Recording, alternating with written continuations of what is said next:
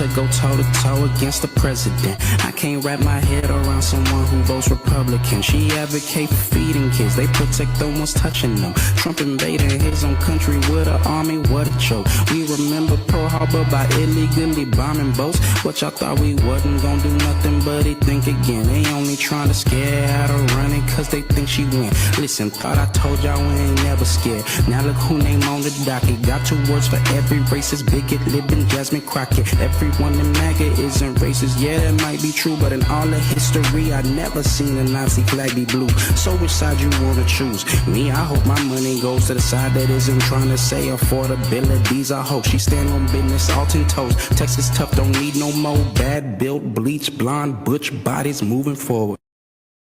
Michael Sean and the Takeover Legends, where the truth hurts, but also makes you laugh. Baby, tap in. We the worst records, baby. We about to create a perfectly horrible song. Y'all know I've been in the gym, and now all I wear is tight shirts, tight shirts, tight shirts, tight shirts, tight shirts. Yes, I do. Michael Sean wears tight shirts every day.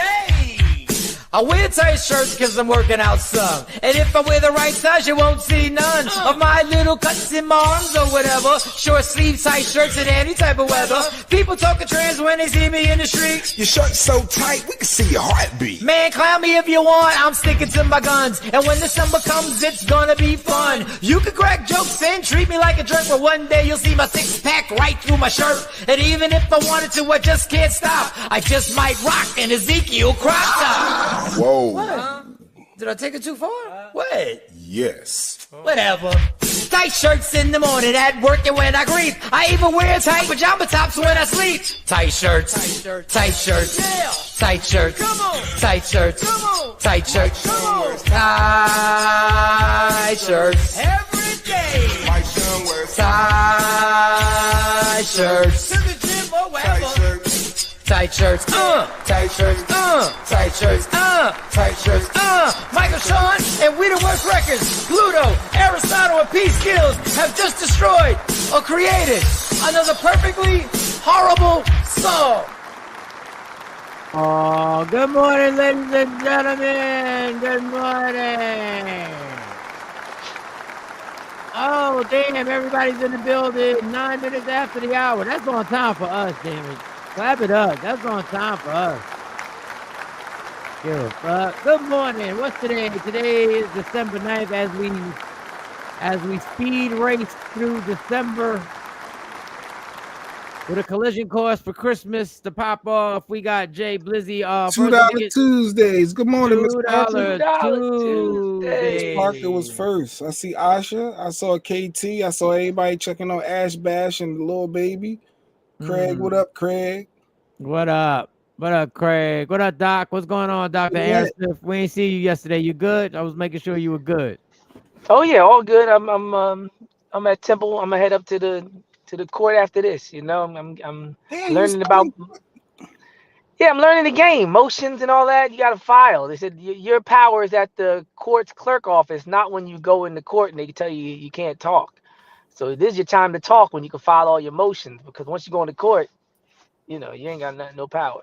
Damn. In court. Well, hey, after this is all, you know, when this subsides and you pass these trials, you might be doing lectures on something different. You might be doing you might be giving information on lectures on how to maneuver. I'm gonna get some money out of this one. Oh, but since you're here, I said since you're here, like you just stopped by. Since you're here, there's a new TV game show, reality show coming out. It's called Check for Life. And they're actually going across the country auditioning people for the show. It's a game show / reality show. We got the plug. We got the plug. We have the actual creator of the show that's going to be on at 8:00. I sent the link. Let me make sure I sent that link correctly. Let me make sure. About, hey, look, the audition for you, Doc. You got the stamp. Yeah, I need that. I was gonna do it for me, but I was like, you know what? Let me let Doc get this one. I'm gonna let you get this one. Cause I was going. No, I brief because I don't want to spoil the thing. basically they're looking for stories. They're looking for people's stories dealing with financial situations, and the show is guaranteeing you financial literacy for the rest of your life. Oh wow! So what up, Tawana? And it's a good twist. So we're gonna have them on and see what goes on, and see what happens, and you know, I don't know if they'll hold it against you that you are already a winner. That don't matter. You don't actually may That's the story. That's the story. The guy who won all the money is in court all the time. It don't get better than that. That could be the story. That could be an excellent story. So, you know, that could be something. So we got that. I should be in a mansion, but instead I'm doing podcasts out of my car. Out of the car, and then upgrading to a studio that he doesn't own. He gets in there. That's a story. That's a story. That's a hell of a story. That's a hell of a story. That's a middle. That's a beginning. That's the ups and the downs. There's an arc. There's an arc in it, and then comes down, and just happens to throw in that he fights for the people, and he fights to educate the people, and he's not attempting to get rich off of it. He's attempting actually to fight for people and to inform and to educate on the front lines. It's a good story. Oh, real quick, if you had a choice between getting $10 million or having a conversation with Jesus, $10 billion. It was $10 billion. $10 billion, or if you had a choice of getting $10 billion or having a conversation with Jesus for 10 minutes, which one? Can I finish, Jay? God damn! Say it right. Motherfucker is all cranky. I don't give a fuck what happened to you last night. I don't care. I got my tooth fixed last night. Don't come up here cranky because of that shit last night. $10 billion or 10-minute conversation with Jesus. Which one would you take? I'm always gonna choose Jesus over money. I can't. Right, that's what I'm saying. Praise the Lord. Jay needed more information. And why can't you just ask, like, what do the numbers be tonight, Jesus, at the end of the conversation, and then go ahead and get you a good the 600 million or something off the Powerball if it was that deep. You know, after I finish, you know, reuniting with the lost loved ones and get a taste of how heaven gonna be and all them kind of things, I can go on tour after that. I can make $1 billion if people knew I talked to Jesus. I ain't even gotta be no false prophet. I could just tell them the conversation. You know, the guy who did Temple, Russell Conwell, one of the founder of Temple, they said he went and gave that speech, Acres of Diamonds, like hundreds of times. Just traveled around giving the same speech. People just loved it that much. What is that speech?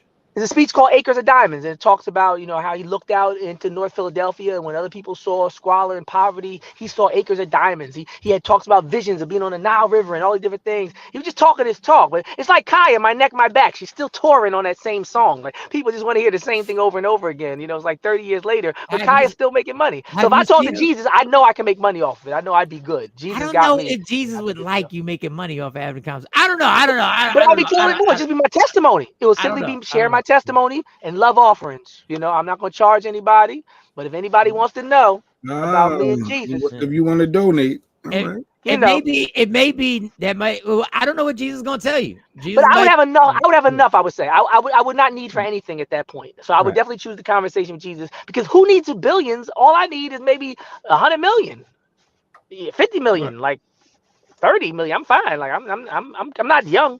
Yeah, all I need is $575,000 a year for about 10 years. That's all I need. Yeah. I've already done my calculations. Jay Black. Oh, well, Doc, how was your night last night? Because we ain't see. Well, you went to court. You went to the court clerk. I'm staying up in court. I'm gonna try to go there. I realize, you know, if people go take their trials to court, you know, to gridlock the system, I think 90% of people plead out.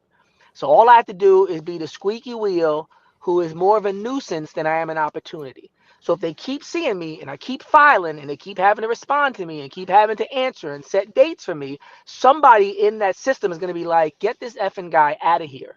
And that's when they leave you alone. It's like being on the street with bullies. Once you start breaking noses and, you know, getting known for being willing to bust your gun and all that, people are like, you know what? It's not worth it. And that's all I want to be right now, is not worth the time. So I'm going to spend, and I have time. That's the one advantage I have over everybody else. They have to go to work. They have jobs. I got nothing but time. So I will be there all the time. Paper, until they say, you know what? Maybe not a PhD next time. Leave them alone. Well, that's a good philosophy. Fighting a bully when they no longer feel like fighting. and what you they no longer feel like talking, and you want to talk, and you want to file motions. And come back next time, even if you lose, because next time they might be with their girl. They might, because that happened to me in real life. A dude who was bullying me, I fought him in the library. 6 months later, he was with his girl. He didn't want to fight that day, and that's when I ran right up on him and started punching right in his mouth in front of his girl. All right, the views and opinions and suggestions that are expressed by Dr. Aaron Smith for those of Dr. Aaron Smith and only those of Dr. Aaron Smith. Little Reggie. We're not saying we agree or disagree. We're not saying we agree. He left me alone. He left me alone. Yeah, I never heard from him again. If you want to fight on site, that you was on site before on site was a term. A lot of people don't really want to fight all the time. You know what I'm saying? Like, if every time somebody sees it, this little even if you lose. At a certain point, like he want to fight all the time. Like God. Oh yeah, he fought back. He tried to throw me off a balcony, 2-story balcony. I got kicked out of the library. Cops came and everything. Big story in my town. But he had his hair cut all shaped up. You know, he's going to see a girl. So he was on a whole different type time. He didn't want to have a bloody mouth at the end of that day. So it was a win for me just having the fight, because I came to fight. He came to flirt. So I won already because we ended up fighting.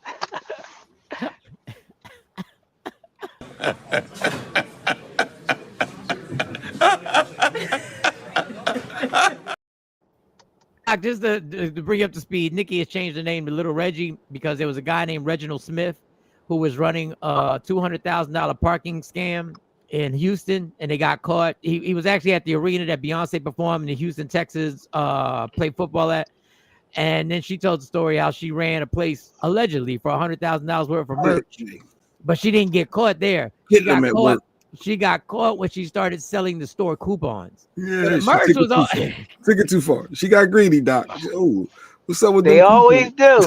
They always. I won't say we always do. They always do. They always. The more I thought about that, the more I was like, I might have got caught out there too, because I would have never thought I was gonna get caught with the store coupon, because I just ran your pockets allegedly. Off of this other big allegedly. I just worry about these little 30% off coupons for. Hey, this is nothing. This is absolutely nothing. This is like me using the mail store to transfer like illegal goods over $1 million, and then I get caught giving you free copies. Like the copies are 17 cents a piece. Like, I'll take care of that. I got you. Girl. I got you. Are you gonna get in trouble? No, ain't nobody getting in trouble. You know what I do up in here, girl? You know what else I do? You know what else I do? I done laundered $1 million worth of stolen goods. Yeah. Then they investigate Mike because he did a copy, and they stumble on to all of a sudden somebody was just somebody was doing the inventory on the copy machine, the papers, just the papers. Like, hey, we missing a stack. We missing a stack. No, I was gonna say they gonna find in the copy. You know, people leave stuff in the copy machine. That's how they gonna get you. You gonna leave one of your transactions on top of the copy. They gonna say, "What's this one? What's this one?" What was you making copies for? This ain't on we ain't got this on the final count of the register. So Nikki White Chocolate is Little Reggie, and I was watching the game last night, Nikki. So I didn't. You hit me at an inappropriate time. I was, and then I was falling asleep, so I didn't even get to see the whole thing. Jay Black, how was your night last night? Got my tooth fixed. yesterday. What was wrong with your tooth? You chipped it? One of my front tooth, number 7, whatever that means. The inside filling came out, so the tooth was very vulnerable to be completely cracked off.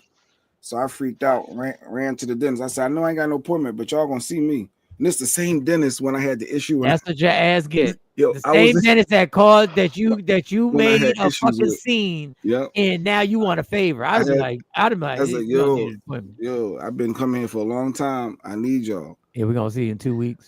Yeah. They said, well, it's gonna keep falling out unless you get this crown. I said, well, how much is that? You know, the dentists, they be ridiculous. Got you for the crown. I said, I'll wait till next year. They said, no, but you're going to lose this $1,300 in a couple of weeks. You start off. Do you know that? Like your insurance starts fresh. So the money on your account, y'all better go use it or you lose it. Wow. So I was like, well, go ahead and apply that. And then what's the bonds? But I had to do it, and they shaved it all down. They got me. I got a little fake temporary one. In 3 weeks, I go back for my permanent. Bam.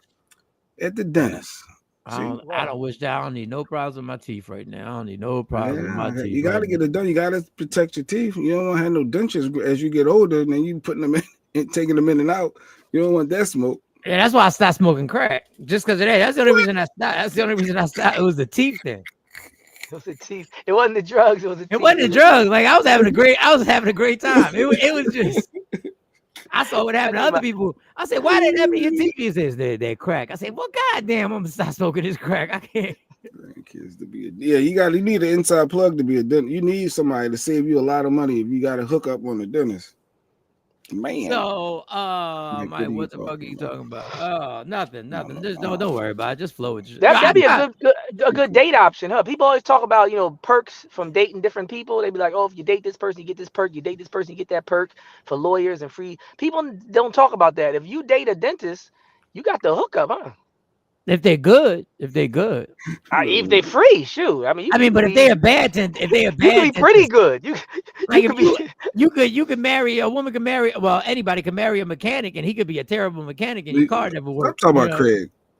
Ain't nobody talking about. Oh, I thought you said that about Craig. Oh, my bad. Craig, didn't nobody say that about you. My bad. I thought you said Craig. You guys do excellent work. I will say that. I took my dad there. He does excellent work. Dentures are better to give head with. Like little Nicky. Like slow down, son. Like wait, what?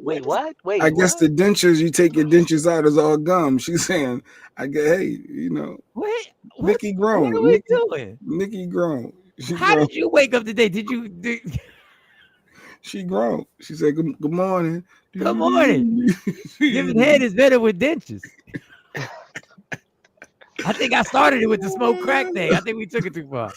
Yes, get that crown, JB. Otherwise, it only gets worse from there. Root canal, and then an extract. Oh, geez, Louise, that's a lot of front tooth. I got it. Now, I've been using the remineralizing. Y'all do that, like the hydroxyapatite and all that. You got the different things to try to because a lot of people believe in the ability to regrow your teeth.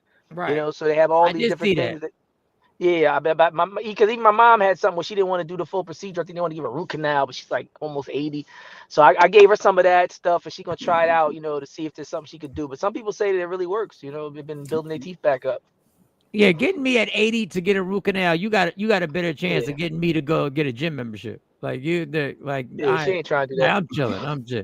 Nikki, you backed up. Listen, Jeanette, we ain't even gotta get. I don't know how bad Nikki's sexual drought is. I don't know if the drought is still going on. I don't know. I don't know.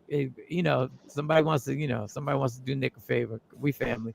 Even though that sounded weird. We family. That sounded weird. Doing a favor. That was that didn't come out right.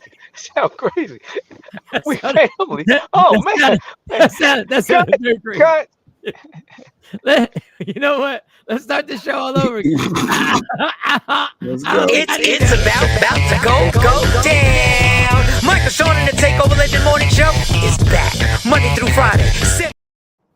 Nicky, you see what you did? You done taking this show somewhere. All right. Right after Thanksgiving. Right after Thanksgiving. We family. We family. Keep it in the family. So we got the interview at 8:00. For those who don't know, I thought it was a hoax, but it's real. She called you that. Yeah, she hit me, but I didn't even know. I wasn't near my phone. Then I looked and I said, "Oh, Nikki, not now." I'm trying to see what you doing. What you doing, man? Doing? Hey, family. Family. You feel like riding over? You feel like I'm sliding through? Literally. Go ahead. So you go. Hey, big head. Hey, big head. I ain't seen you in a minute. Yes, the job is still on and ridiculous at this time. Poor Nikki said it's ridiculous. Listen, Nikki, you should have called me when I was drinking. I'd have looked out. I ain't gonna lie. Keep it in the fan. Don't stop saying that. Stop saying that. You gotta chill. You gotta chill with that. Stop. I'm getting the fuck out of here. Hold on. No, you need to come back. Yeah, between the Diddy documentary and Trump talking about his daughter, Trump said he'd be dating his daughter. It's a lot. Yeah, we can't talk like that these days. Can't even joke like that. I would look you out if I was drinking. Not that you're not attractive. I'm just saying, I'm personality number 2 right now. Personality number 2. I'm not that person anymore. I'm not that guy anymore. I'm not that guy anymore. I'm not that. And I would have probably hit it raw. I said, so why am I playing? My pull-out game was vicious back then. Go say, no,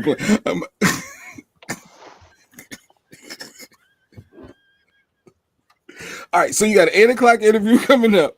8 o'clock. Check for life. 8 o'clock interview. We got and professional conversations. We're gonna get the insight on the new big time TV show that's coming. All right. I'm like, get in the chair, girl. Get in the chair. Let's do it in your chair. Let me see. No, I never did this before. This is gonna get. We turn on Chameleonaire. They see me rolling.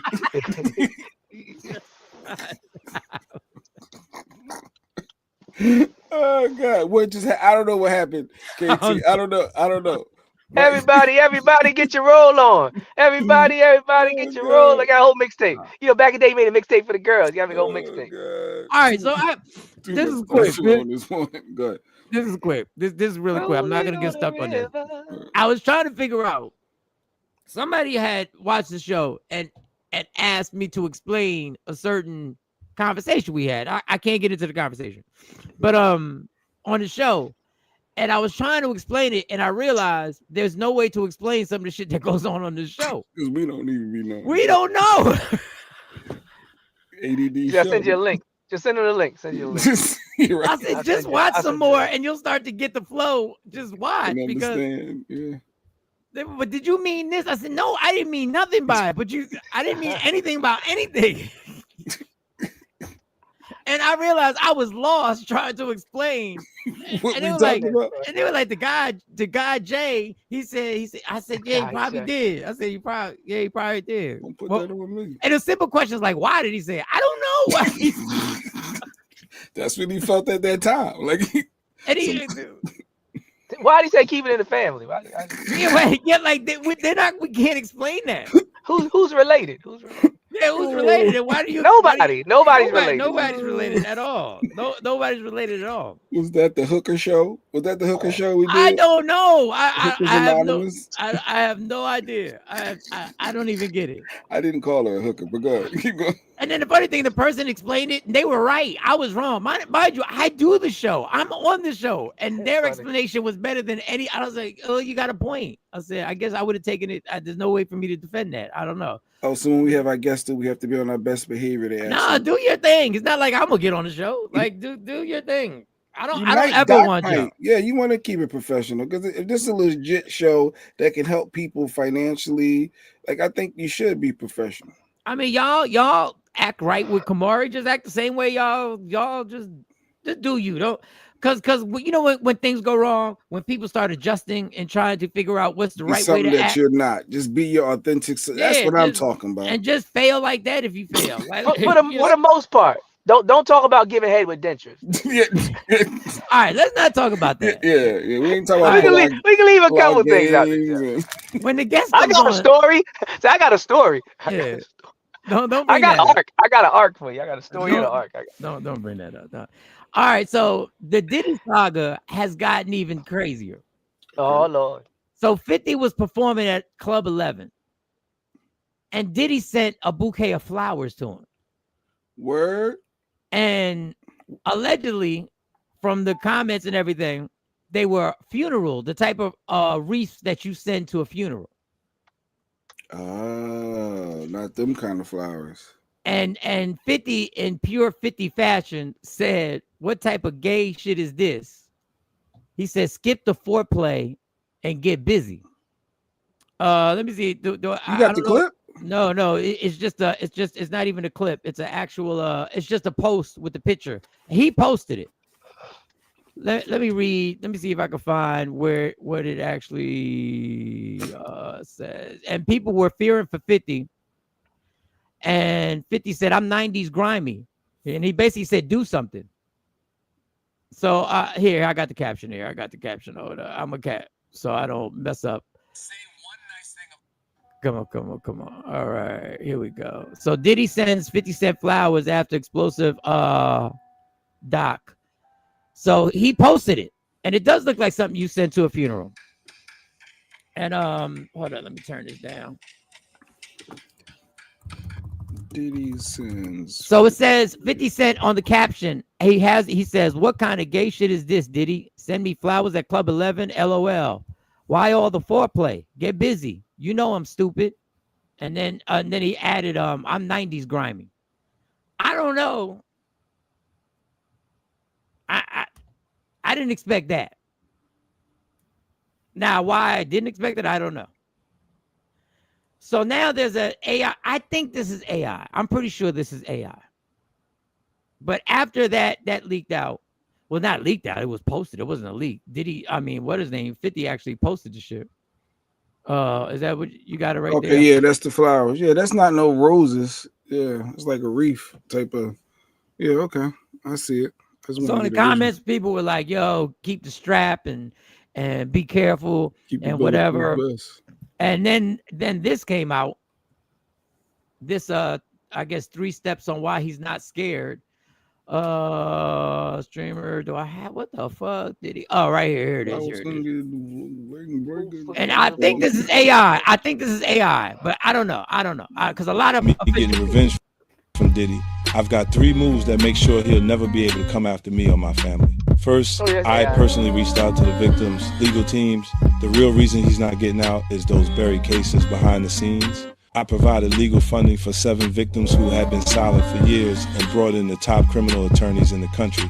Second, I bought up every potential post-release business deal he had lined up. I planned this 2 years in advance, and by the time he got sentenced and still had hope of getting out, every partner had already cut ties with him. Third, I don't just have evidence, I've got backups. This is an entire minefield that's been buried for 20 years. I uncovered every secret from the last 30 years. With testimonies from the victims, we interviewed over a dozen people he tricked, threatened, or violated. You think that's harsh?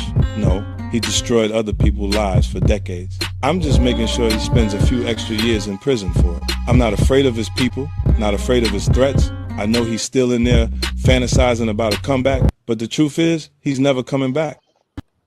Now, then it went deeper. Now, some people definitely AI though, definitely AI. But AI. This was the thing about what the thing with the AI is. The story. Let me get the story right. The story is that he may have had something to do with the AI being made. That was the story. I don't know. That's a stretch. I don't know. But then the Chris Lighty thing came up, and another person came up and said a lot of people don't know that the story will come out on 50's dear friend Chris Lighty, and this is what initiated this whole thing. I don't know what that has to do with it. I don't know if Diddy has I don't know. I just don't. I don't have the clip. It's a long clip on the situation with Chris Lighty and how there was a narrative that was pushed by the industry and certain people that had power in the industry to make it look like Chris Lighty died because of whatever the point was. It was suicide, right? It was self-harm. Chris Lighty. So now Diddy has something to do. They always want to put Diddy on something. Marlon Wayans just said, as a producer, you can create any narrative, creating a documentary to make anybody look like they did something. That don't mean that they did. So all that Tupac and Biggie. Okay, Marlon, it's a little late for that. It's a little late. But 50 came back at him too and posted a picture of white chicks to a boy mind your business or something like, you know, 50 do. But yeah, I don't know. So people are saying that Chris Lighty's death had something to do with Diddy and 50's response to that. 50's way of getting busy is to make a documentary years later. Well, I can't keep it all together. If he 90s grimy and he get busy and he's stupid, then if somebody killed your man and got something to do with killing your man, you make a documentary years and years later. Okay, I can't keep the consistency, but okay, I got you. Maybe I don't know. One or the other. If you're 90s grimy getting busy, you should get busy. Even Diddy smacked Drake. Like if you're gonna get busy, you should have got busy by now. Either you get busy or you make documentaries years later when your mans get killed. Well, just pick a poison. I think this way actually punished Diddy more. It could, but you're not 90s grimy. You're not 90s grimy. Because that's not 90s. 90s on site. But 90s grimy can be a lot of different things. Like he said, I'm stupid. Do something. It's foreplay. He very clear. Do something. But there's a lot of 90s grimy that went on in the 90s. We just know the hip hop 90s. But he said the 90s grimy, that's do something. I'm stupid. This is foreplay. Like he's very clear. Well, he's telling Diddy do something. Well, yes. So he's not a is he telling Diddy to make a documentary back? No. He's saying do something. So he's not doing what he's saying. He's telling people to do and what he's about. He's not attacking. He's saying, if Diddy, you're gonna send me flowers. There's inconsistency with those two things. Either Chris Lighty has something to do with Diddy and all the death, and 50 responds with a documentary, which is fine. Or 50 Cent is saying, do something that's foreplay. I'm 90s grimy. I'm stupid. I don't believe the Chris Lighty theory because it doesn't align with what Diddy is saying right now. The way Diddy's talking is not like he's a documentary maker when he's trying to get back. That's not the way he's explaining himself. They don't seem to be congruent. They don't align. So I don't believe the Chris Lighty angle. I don't believe the Chris Lighty story that was told. Yeah, I don't believe that. I believe 50. I believe what he's saying. I don't believe the Chris Lighty story that what they told was that. And I think when somebody has a thing where they decide that they're going to expose you and destroy you, that is going to be something where you have to deal with the retaliation. So I think his 90s grimy, and I'm not going to go all around, is dealing with the 90s grimy that you can't bully me like you bullied everybody else. So if you would like to do something, then do something. I did what I did. Now you can retaliate. And in some people's worlds, some people believe he's ruining Diddy. So now do something the way you did it to other people. The way you did it, allegedly. He already did it. He did it to Chris Lighty. He already did something. Why are you going to tell me do something if your man is dead? Well, if I kill your man, you don't say, yo, do something. Nigga, your man is dead. Well, I did something. But you do something. The only problem is what leads to what you feel is going to destroy him more. What you feel is going to be the thing that, and destroying the persona is like killing Diddy. It's actually worse because if he gets killed as a hero. And people then have parades and have funerals and have parties and they have T-shirts. I got you. And bust your camera, 50. Bust your camera. Go keep busting your camera. Well, that camera. It's just different. It's a different. I'm just saying it's a different personality. It's a different way to describe it. It could be more effective. I'm not arguing that. Right. I'm just saying you're talking like street politics, ghetto Quran. You're talking like that. Now, what you're saying is fine. But that's how Bill Gates should talk. A lot of people move like that. They're more effective. Well, I don't agree. But if you're gonna talk the street talk, if you're gonna talk the foreplay, do something. I'm 90s grimy. I'm stupid. If you're gonna talk that and your man is dead, then the response is different. Well, you got to pick which lane you in. I'm a doctor. I can't talk the other way because people on the street gonna be like, "Yo, Doc, you can't keep talking about up in the score, Doc. Can't keep talking about spinning the block. Like you can't talk that talk if that's not what you want." But he is. But let's keep it to what he's responding to. He's responding to you sending flowers trying to threaten his life, and his response was like, "Then do something." That's why I don't believe the Chris Lighty part. That's why I said the Chris Lighty part can't be part of it because the Chris Lighty part don't fit. Your man being dead don't fit the whole narrative. I don't know. If that's what's motivating you, you should be moving different. No, once again, 50 didn't say this. That's what I'm saying. I said I believe 50. I believe 50. I believe 50's words, and I believe 50 has more than proven that he's about everything he's saying. I'm saying I don't believe the AI or the Chris Lighty because it just doesn't seem to fit the other parts of 50's history, which is like not gonna let somebody kill his mans without doing something and talking about it for real. Well, we don't know. The Netflix joint made my stomach hurt, but again, Wendy and Ms. Jones, countless others been saying this about Diddy. So we'll see. 50 is smart. He played the wrong game. Pause. Yep. Yeah, I mean that's something, you know. So we'll see what happens. I hope nobody else dies. I hope everybody's good. Yeah, now non-black Cassie sitting on 30 million and 2 black potential billionaires are talking about killing each other, and that's why I was frustrated last week. Yeah. Well, I don't think who's the other billionaires talking about killing each other? 2 potential, I said. 50 Cent and Puffy are like some of our best and brightest in the hip-hop mogul space as far as potentially become billionaires. And now they beefing and talking about harming each other or killing each other and foreplay and being 90s grimy. And that's why when 50 even made that move to open all that back up, I was like, really? That's the thing you want to go with? But, you know, who knows? Maybe he had something to do with Chris Lighty's death, so he had to get back. But in my mind, when that happened, I was like, you know. In my mind, I think I needed to be reminded. I needed to be reminded, this is me, that this dude got Biggie and Tupac killed.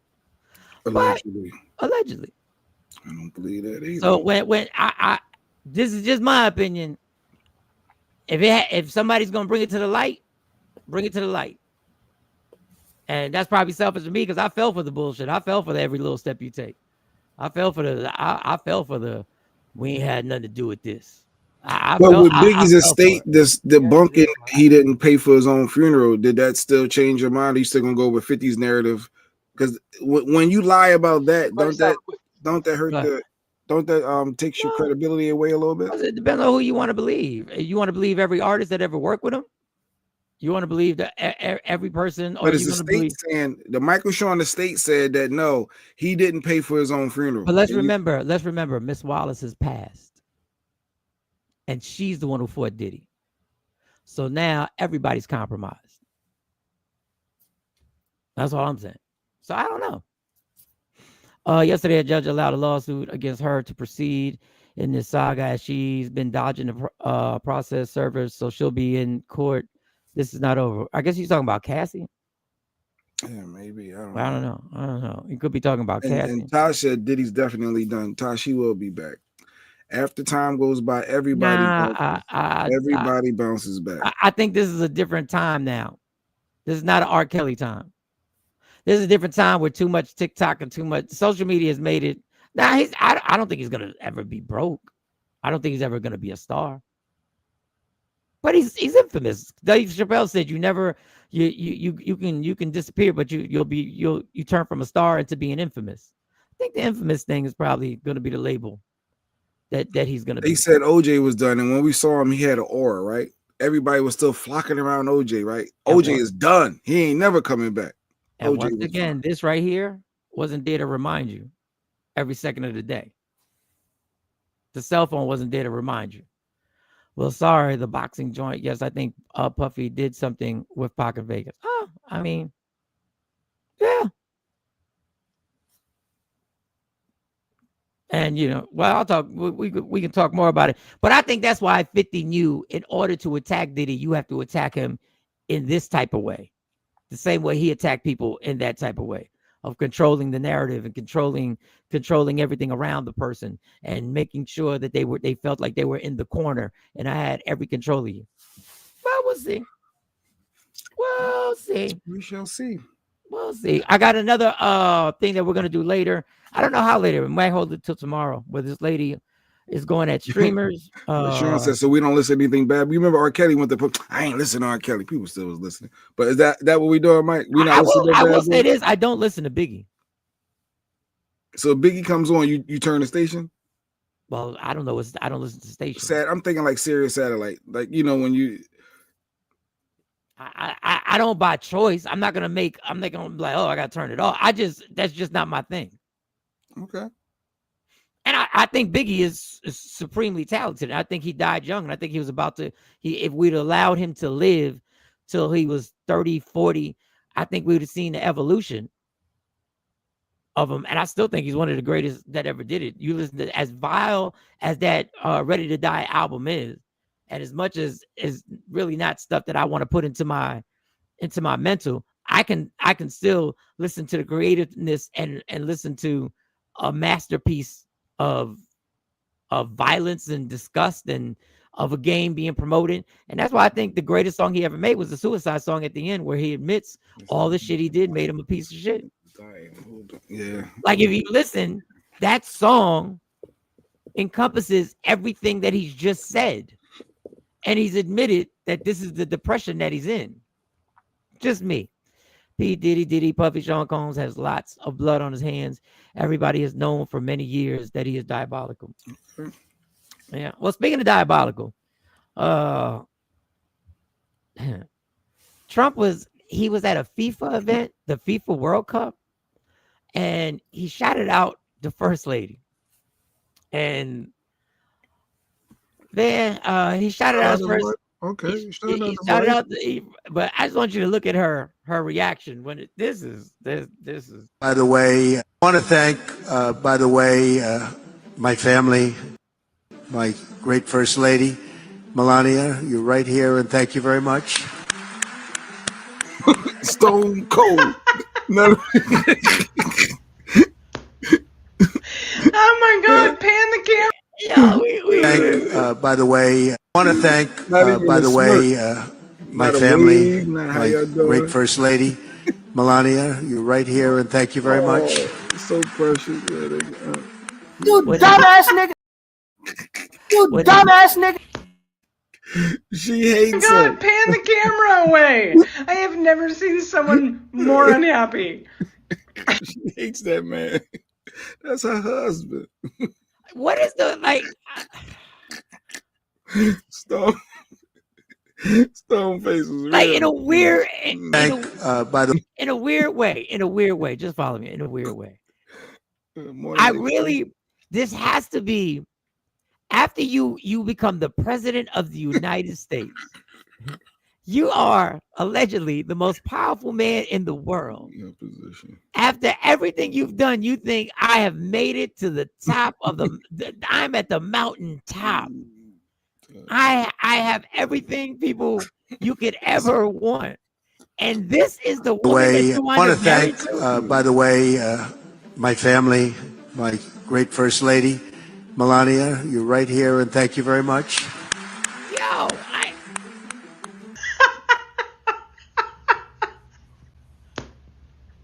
I listen, my first lady, not even my wife. He said, by the way, my first lady. I just wonder, if, people say you're going to get yours in the end. I wonder if he's actually getting, I don't know. Oh, you think he's not having sex with his wife? Oh, no, he's not having sex. What do you mean by getting it? What you talking about? I wonder if the being put up as a robot and being shot in your hand to fight dementia, I wonder if he's receiving right now the torture for what he's done. I don't know. Some people still caping for these people who choose to do horrible things, to do a lot of our own people. They choose money over community, money over race, money over morals. They need to be accountable.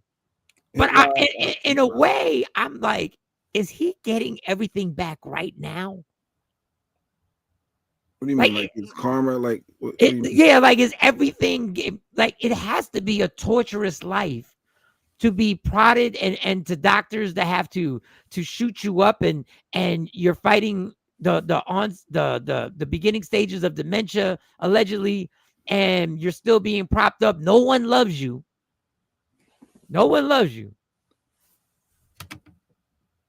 I mean, even when doctors are saying stuff like this, and I played a little of this yesterday. Boris scam, retire, Trump is the. Even when I don't know if I played it yesterday. Do you really want to be this person? Like, is it worth all this to have this situation coming where people are diagnosing you like keeps having bruising on this hand because he's most likely getting a monthly infusion of a drug called Kisunla. I'm a physical therapist with a doctorate in my field with 14 years experience working in home health care, treating geriatric patients with dementia just like this guy. Kisunla is a monoclonal antibody drug that is used for early symptomatic Alzheimer's disease. It targets the amyloid plaques that want to form on the surface of the brain and slows the progression of the disease. While it targets the amyloid plaque formation, it does not improve symptoms, which is why, on top of being a colossal piece of shit anyway, you're going to see his mental capabilities and inhibitions disintegrate on fucking camera. It's just meant to slow progression. That's why roughly once a month you see his hand bruised, covered with makeup, and in this case, covered with 2 Band-Aids, because his veins in his hand are suffering repeated trauma from the infusion. One of the most common side effects of using Kisunla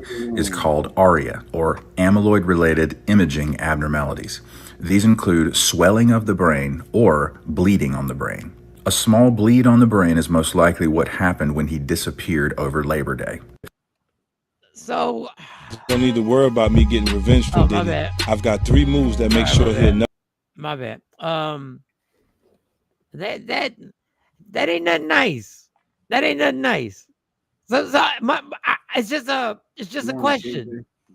What up, K-Day? No, I think the worst is yet to come for him. Hopefully it's soon. She's holding on for the will. Who would let that thing touch him? Maybe in the past, Melania slept with him, but now, no. He looks like he stinks. That's your husband. I mean, they're saying he's got a catheter that he's walking around with. That is, and I don't know. I think the ending to this is he's gonna wind up having this cruel ending has begun, and it's gonna happen. I don't know. I mean, even when he lies so directly now. What happened to Jay? No, my camera, something going on. Let me just take a minute. I ain't getting darker to you. I don't know. Oh, all right. You don't see it? It must be all right. All right, go. You just left yourself wide open for a joke, but I'm your friend. No, I feel like the camera's getting dark. Don't ever say I'm not your friend. I look like I'm getting darker and darker. You do look stank. What the? My bad. Hey, it's ADD show. We got.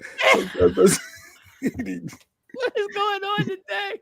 I don't know. I felt like this is getting darker. But go ahead, keep going. But I honestly walk in on. just Jay opening himself up for a joke, and I'm not even gonna say pause.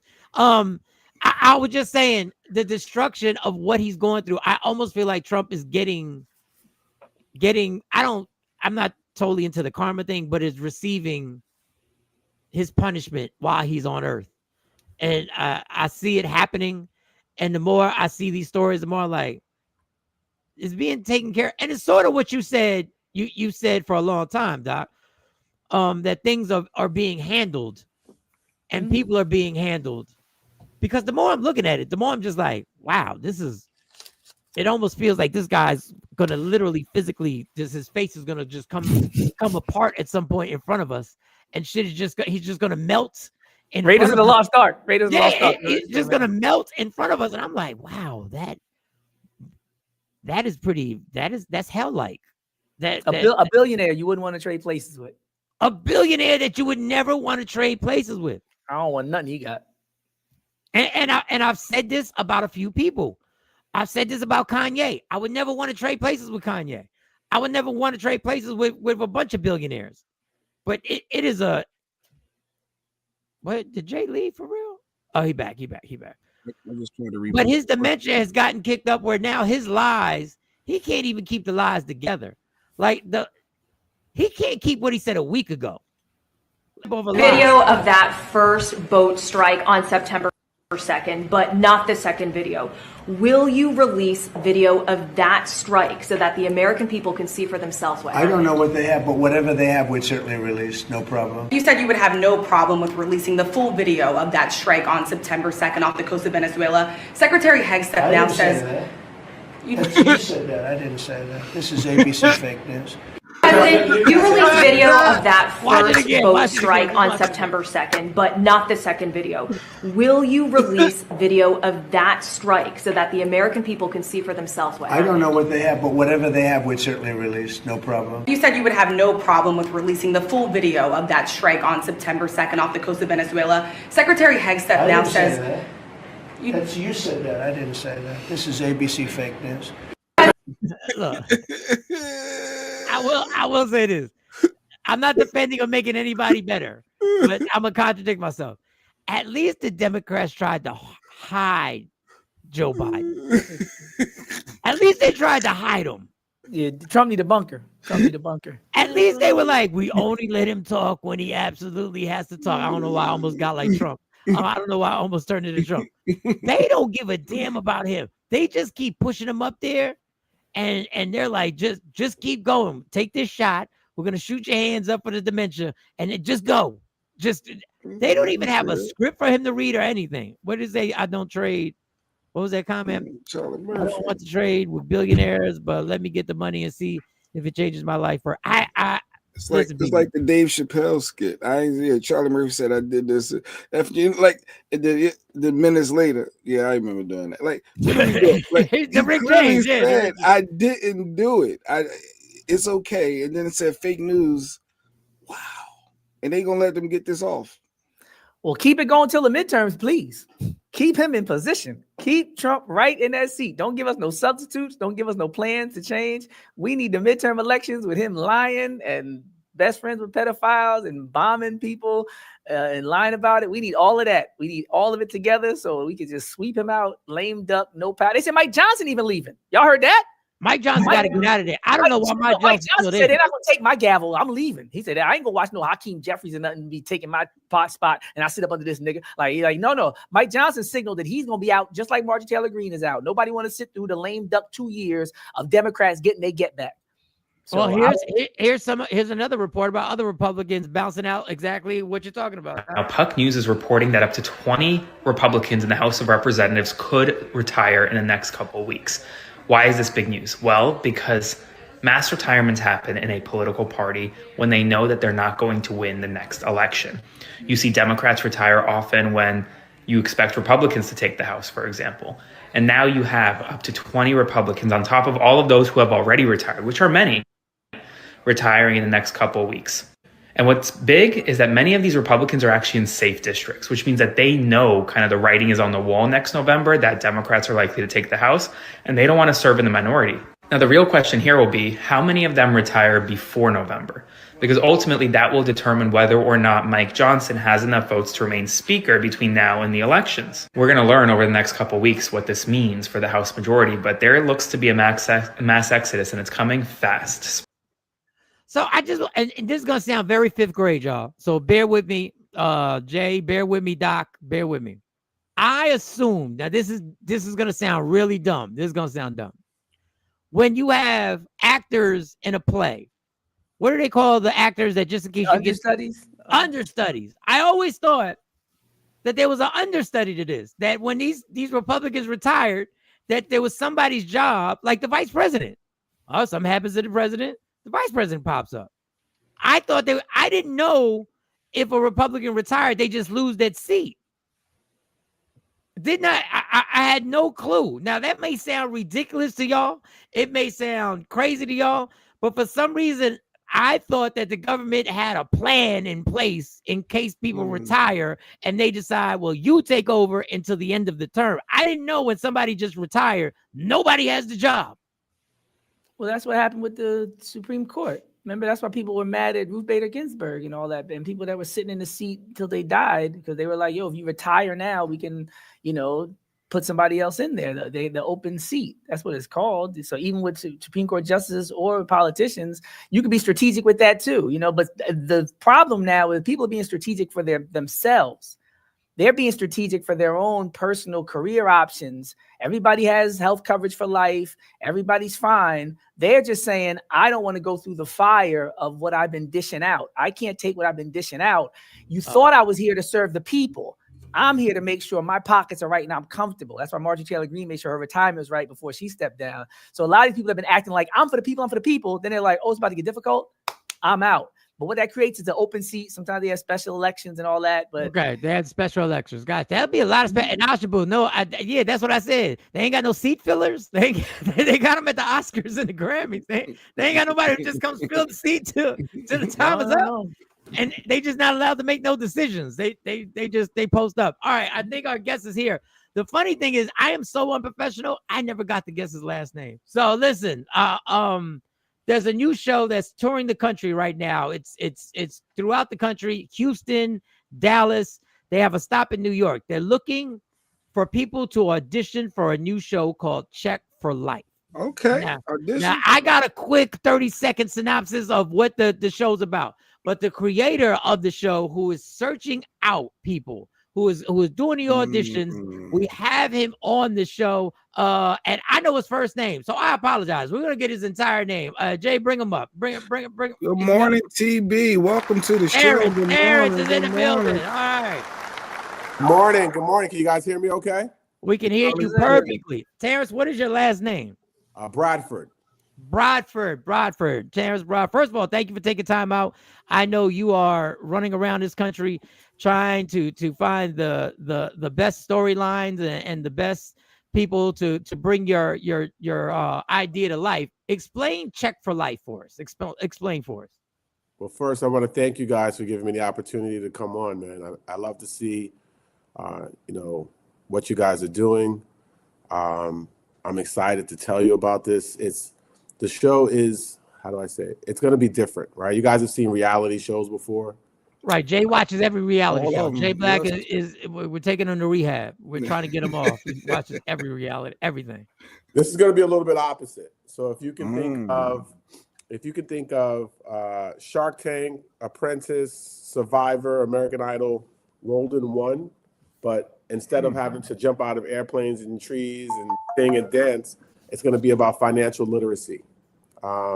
And because what I wanted to do was I wanted to create a show where I could entertain people, but at the same time, teach them how money works. Because a lot of times we don't know how money works. All right. Go ahead. I'm sorry. I just heard you talking about your last segment and those people that are in Congress and stuff like that, they get pensions. Did you guys know that? Yeah, I did. I was up on the pensions. Yeah. Okay. But do they have to be there long enough? Do they have to do a certain amount of years to get the full pension? That I'm not sure. I think because their terms, I think once you get elected, I think you're eligible for a pension because you could be elected out, right? So I think once you're in, you're in. But I'm not sure. Don't quote me on it. But that was the problem that I saw that was going on in the country, right? I saw a discrepancy between what I call the haves and the have-nots. And I'm not even talking about rich and poor. I'm talking about those who have lifetime income when they retire and those who don't, right? So that any of you guys have family, friends, anyone in your circle that's a police officer, teacher, fireman, or congressman? Jay has as a family member as a police officer. He hates the show, but he So that family member who has a pension, they put in there 20, 25, 30 years, and then when they retire, they get a pension, okay? And that pension pays them until when? I don't know. Till they die. Oh, till they dead. I was hoping. I ain't want to say till they dead, and then everybody's like, no, dummy. No, it doesn't. But yeah, okay. It pays them till they die. Now, you guys are entrepreneurs, right? You out here doing service. You're talking about different subjects. You're trying to help the people. You're trying to make money. You do the right thing, right? Who's responsible for your retirement? Me. Exactly. Right. I don't know. Do you guys curse on this show or no? Yeah, you can curse all you want. Go ahead. Go for it. Go for it. So if you F it up, what happens then? You effed up? Then you fucked. Yeah, we gotta say the word. But go ahead. Yeah. What? Yeah. If you don't have a plan, which is my scary at 54 years old, which is something that has got me in hustle mode and trying to figure out how to create this. But you're right. We're shit out of luck at that point. So that's what I wanted to create a show, because there are options out there for people to create their own, what I call self-funded pension, right? So what do I mean by that? Sorry. Oh, that music hit immediately. Bad. That was dramatic. I wish I had that drop. That was dramatic. Right on time. Right on time. That's my. I got 4 kids. That was my third oldest. God bless. So what happens is, if you don't have something in place to give you guaranteed lifetime income, then you are going to be screwed, like you said earlier, right? So what I wanted to do was I'm on this mission to try to help 1 million people never run out of money in retirement, right? That's my mission. It's a mission I believe that's come from God for me to go out there and do that. And I can tell you guys more about that later, why I think that is. But the challenge that I had was, how do I reach 1 million people, right? I can't go door to door. No one's going to answer the door for me. Imagine me showing up at your door, right, and being like, Mike, hey, I'm Terrence. You'd be like, slam the door in my face, right? Well, I'd yell at you through my ring cam. Yo, what the fuck do you want? I'm like, yo, back away from the door. I got some money for you. So what I did was I created a television show. And what the show will do is, where, like you mentioned earlier, we have casting calls. We just finished Atlanta on November 15th, Houston on November 22nd. We just did Dallas this past weekend. We're flying out to LA this weekend, and then New York is the final one, because I had to wrap New York to be the last one, December 20th. And we're going to be at the Park Central Hotel in Midtown. And what we're doing is we're trying to find 10 contestants.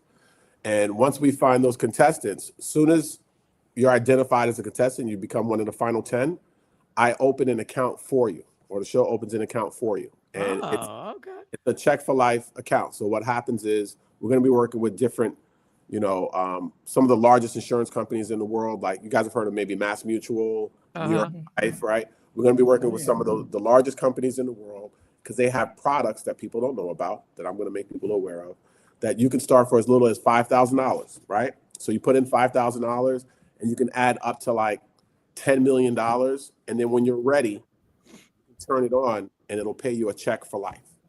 Literally. So I'll give you an example. I put in, don't hold the numbers, all right? I like big numbers. So I use 100,000 because I'm not that great at math, and I can do the numbers in my head with the zero, right? So I put in $100,000 for myself, okay? I'm 51. I'll be 52 next June, right? I told them I want to defer it for the next 10 years. So don't pay me my income for life. Don't pay me my check for life until I turn 61, 62 years old, okay?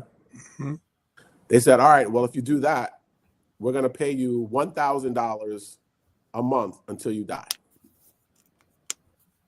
Okay. Let me repeat that. I put in 100, it's going to pay me $1,000 a month till I die, which means if I put in 200, it'll pay me $2,000 a month, right? And that's me. Everybody's going to have their own, but that for me, that's what I did. Does that make sense so far? Okay. Yeah, that makes sense so far.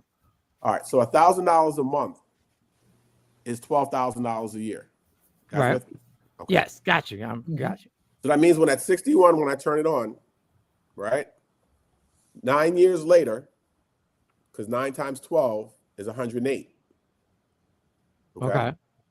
So that means 61, 62 is going to pay me 12,000, 63, 64, 65, so on and so forth. 9 years later, by the time I reach 70, it will have paid me a total of $108,000. This is not a maybe thing. There's no stock market. This is literally contractually, they'll say, you put in this, we're going to pay you this, we're going to pay you this till you die. So 9 years later, I will have made $108,000, which is my original 100, right? Plus an extra 8. Does that make sense? Right. But here's the key thing. This is the biggest thing, period. I'm still alive. Which means at 71, it's going to pay me another $12,000. At 72, it's going to pay me another $12,000. At 75, it's going to pay me, say it with me, $12,000. $12,000. 78? $12,000. 84? $12,000. I'm sitting in a resuscitator in the hospital. Hey. How much you gonna pay me? $12,000. It doesn't stop. It can't stop, won't stop. Right. Hey, whoa. I don't know. We allowed to do that? I don't know. We allowed to do Hey. Just got too long. For the money, it's good. It's good for the money. For the money's good. I don't want to end up on the next documentary. No, it's good for the money. You don't do that. The money can't stop. So, for me, right? So, let me give you. Is it okay if I give you guys a little background? Go ahead. Go give us some background. All right. So, I grew up in the Castle Hill Projects. Right? I don't know if I'm from the Bronx. Right. BX.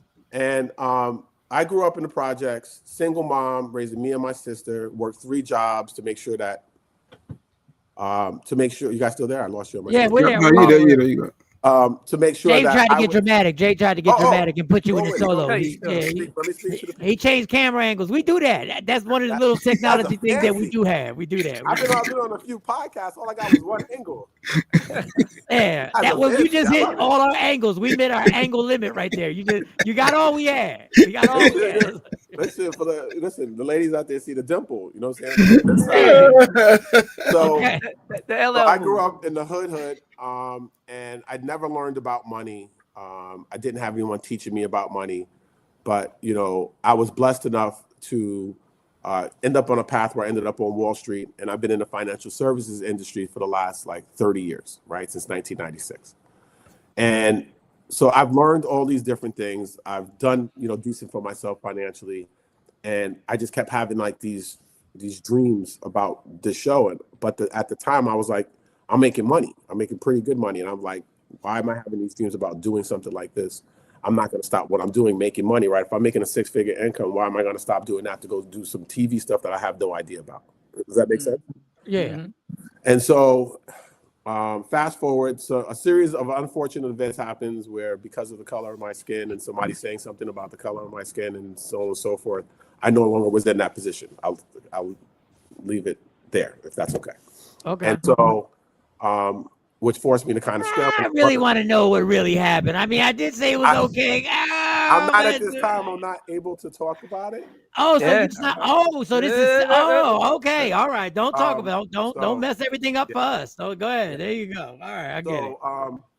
So then I'm kind of scrambling, and so I had that part, and then the second part was my oldest son was supposed to go to school at this one school in Indiana. And then things kind of fell apart with the staff there, where they just kind of went ghost. And so we were scrambling, trying to figure out what school he was going to go to. And he ended up going to a school called Texas Southern in Houston, Texas, right? HBCU. I'm familiar. Yep. And so I'm like, Houston, like what? Once again, you can't see the plan, right? You can't see the forest through the trees.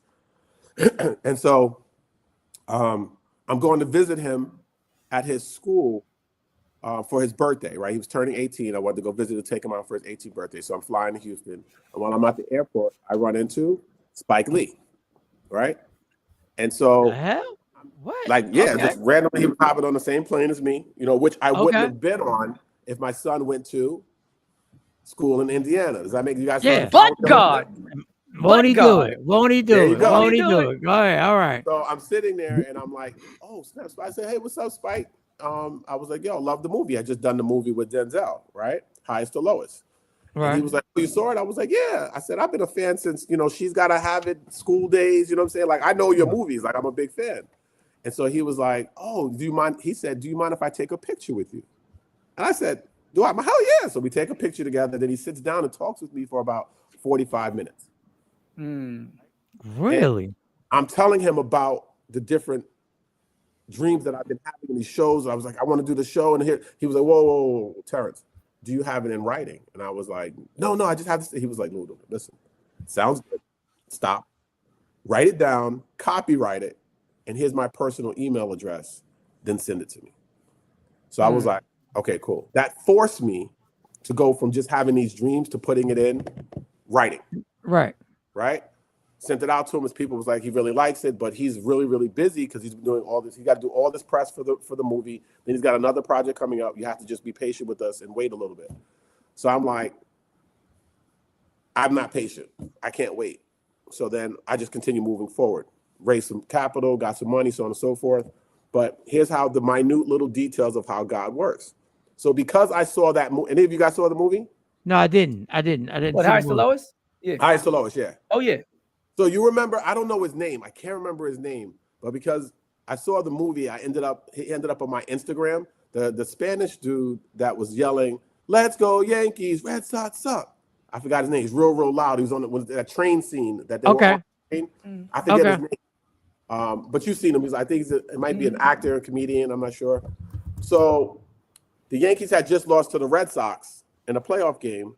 And he showed up on my feed because I had been talking about the movie. And this showed up on, you know how the Instagram works. Right. The algorithm, yeah. And so I'm looking at I'm like, yeah, the Yankees, why'd they mess up? And so something told me to just scroll through the comments. And in the comments, there was somebody named Holly Robinson Pete. You guys familiar with Holly Robinson? Yeah, we know Holly. 21 Jump Street. Yeah. So I'm like, is that her? So I click on it. She's like, yeah, that was messed up. What happened to the Yankees, blah, blah, blah, blah. So I'm like, someone's telling me reach out to Holly. So I go through every kind of channel I can to try to get a number. Somebody was like, yeah, I got a number. I think this works, blah, blah, blah, blah. So I called the number. Because I'm like, yo, I'm trying to get people on board with what I'm trying to do because I'm trying to change the world, right? And it's hard. It's a lot harder than I thought. So then I call up Holly, and the phone she doesn't pick up. So I'm thinking, oh, the number doesn't work, so I hang up. And something told me, call back. Just call back. So I called back. She picked up. All right. And as soon as I heard her voice, I knew who it was, right? Because she's got a very distinguishable voice, right? And so I'm like, Holly, she's like, yeah. I said, hi, my name is Terrence. You don't know me. I'm stalking you on Instagram. And I wonder, exactly. Is there any, what color panties do you have on? I'm playing. Go ahead. I'm playing. Sorry, Claude. Sorry, I play too much. Go ahead. So then, so I'm like, if you could please give me 2 minutes. I'm trying to change the world. I believe that I'm on a mission from God, and I really love to tell you about it. Cool. And she's one of the most genuine, sweetest people I've ever met in my 51 years of living. And she stays on the phone and she listens to you? He pulled over. I'm trying to change the world. She pulled over. Wow. And she said, you got 7 minutes. Go ahead. Oh, okay. Let's go. So I started telling her about pitch. my mission, how I want to help 1 million people, never run out of money, so on and so forth. And I go through this whole thing, and at the end, she was like, Terrence, what you're doing is a game changer. I love it, and I want to be a part of it. And so she became on as executive producer of the show. Yo, this is God, because there is no way in the world. There's no way in the world. Won't he do it? Say it. So then, right? You know what I'm saying? Like, riding like strangers on the phone, and she gave you 7 minutes of her time. 7 minutes as executive producer, and then go ahead. The number of completion. So here, remember, I came from a dude that was making good money, saying Nah, I ain't trying to hear whatever. I'm thinking I'm going crazy because it's the same dream over and over and over. You know, I don't know if you guys ever experienced something like that. Oh, yeah. And so I felt like it was God talking. You know, when you don't listen to God, what's he gonna do? Oh, well, there's multiple things he can He's gonna do. make you listen. He's gonna show you. He's gonna make you listen. You might have to go through something for it to listen, but go ahead. Yeah. Yes, that's exactly correct. So I got this job. I'm working for 15 years, number one in it, making money. I'm the top dude, and then I don't have that no more. I'm like, what am I gonna? I got 4 kids. I feel what you. am I Got gonna a budget. do? I feel right. You. Yeah. So then Spike forces me to write it down. Holly gives me the credibility. I'm now doing casting. I'm in Atlanta. I'm in Houston. I'm in Dallas. I'm meeting different people. This upcoming weekend in LA, Holly was supposed to be able to make it, but she's in Indonesia, so she couldn't make it. So she makes a call. Have you guys ever seen the movie Baby Boy? Yes, of course. Yes. Yeah. Too many times. So you remember Jodie's mom?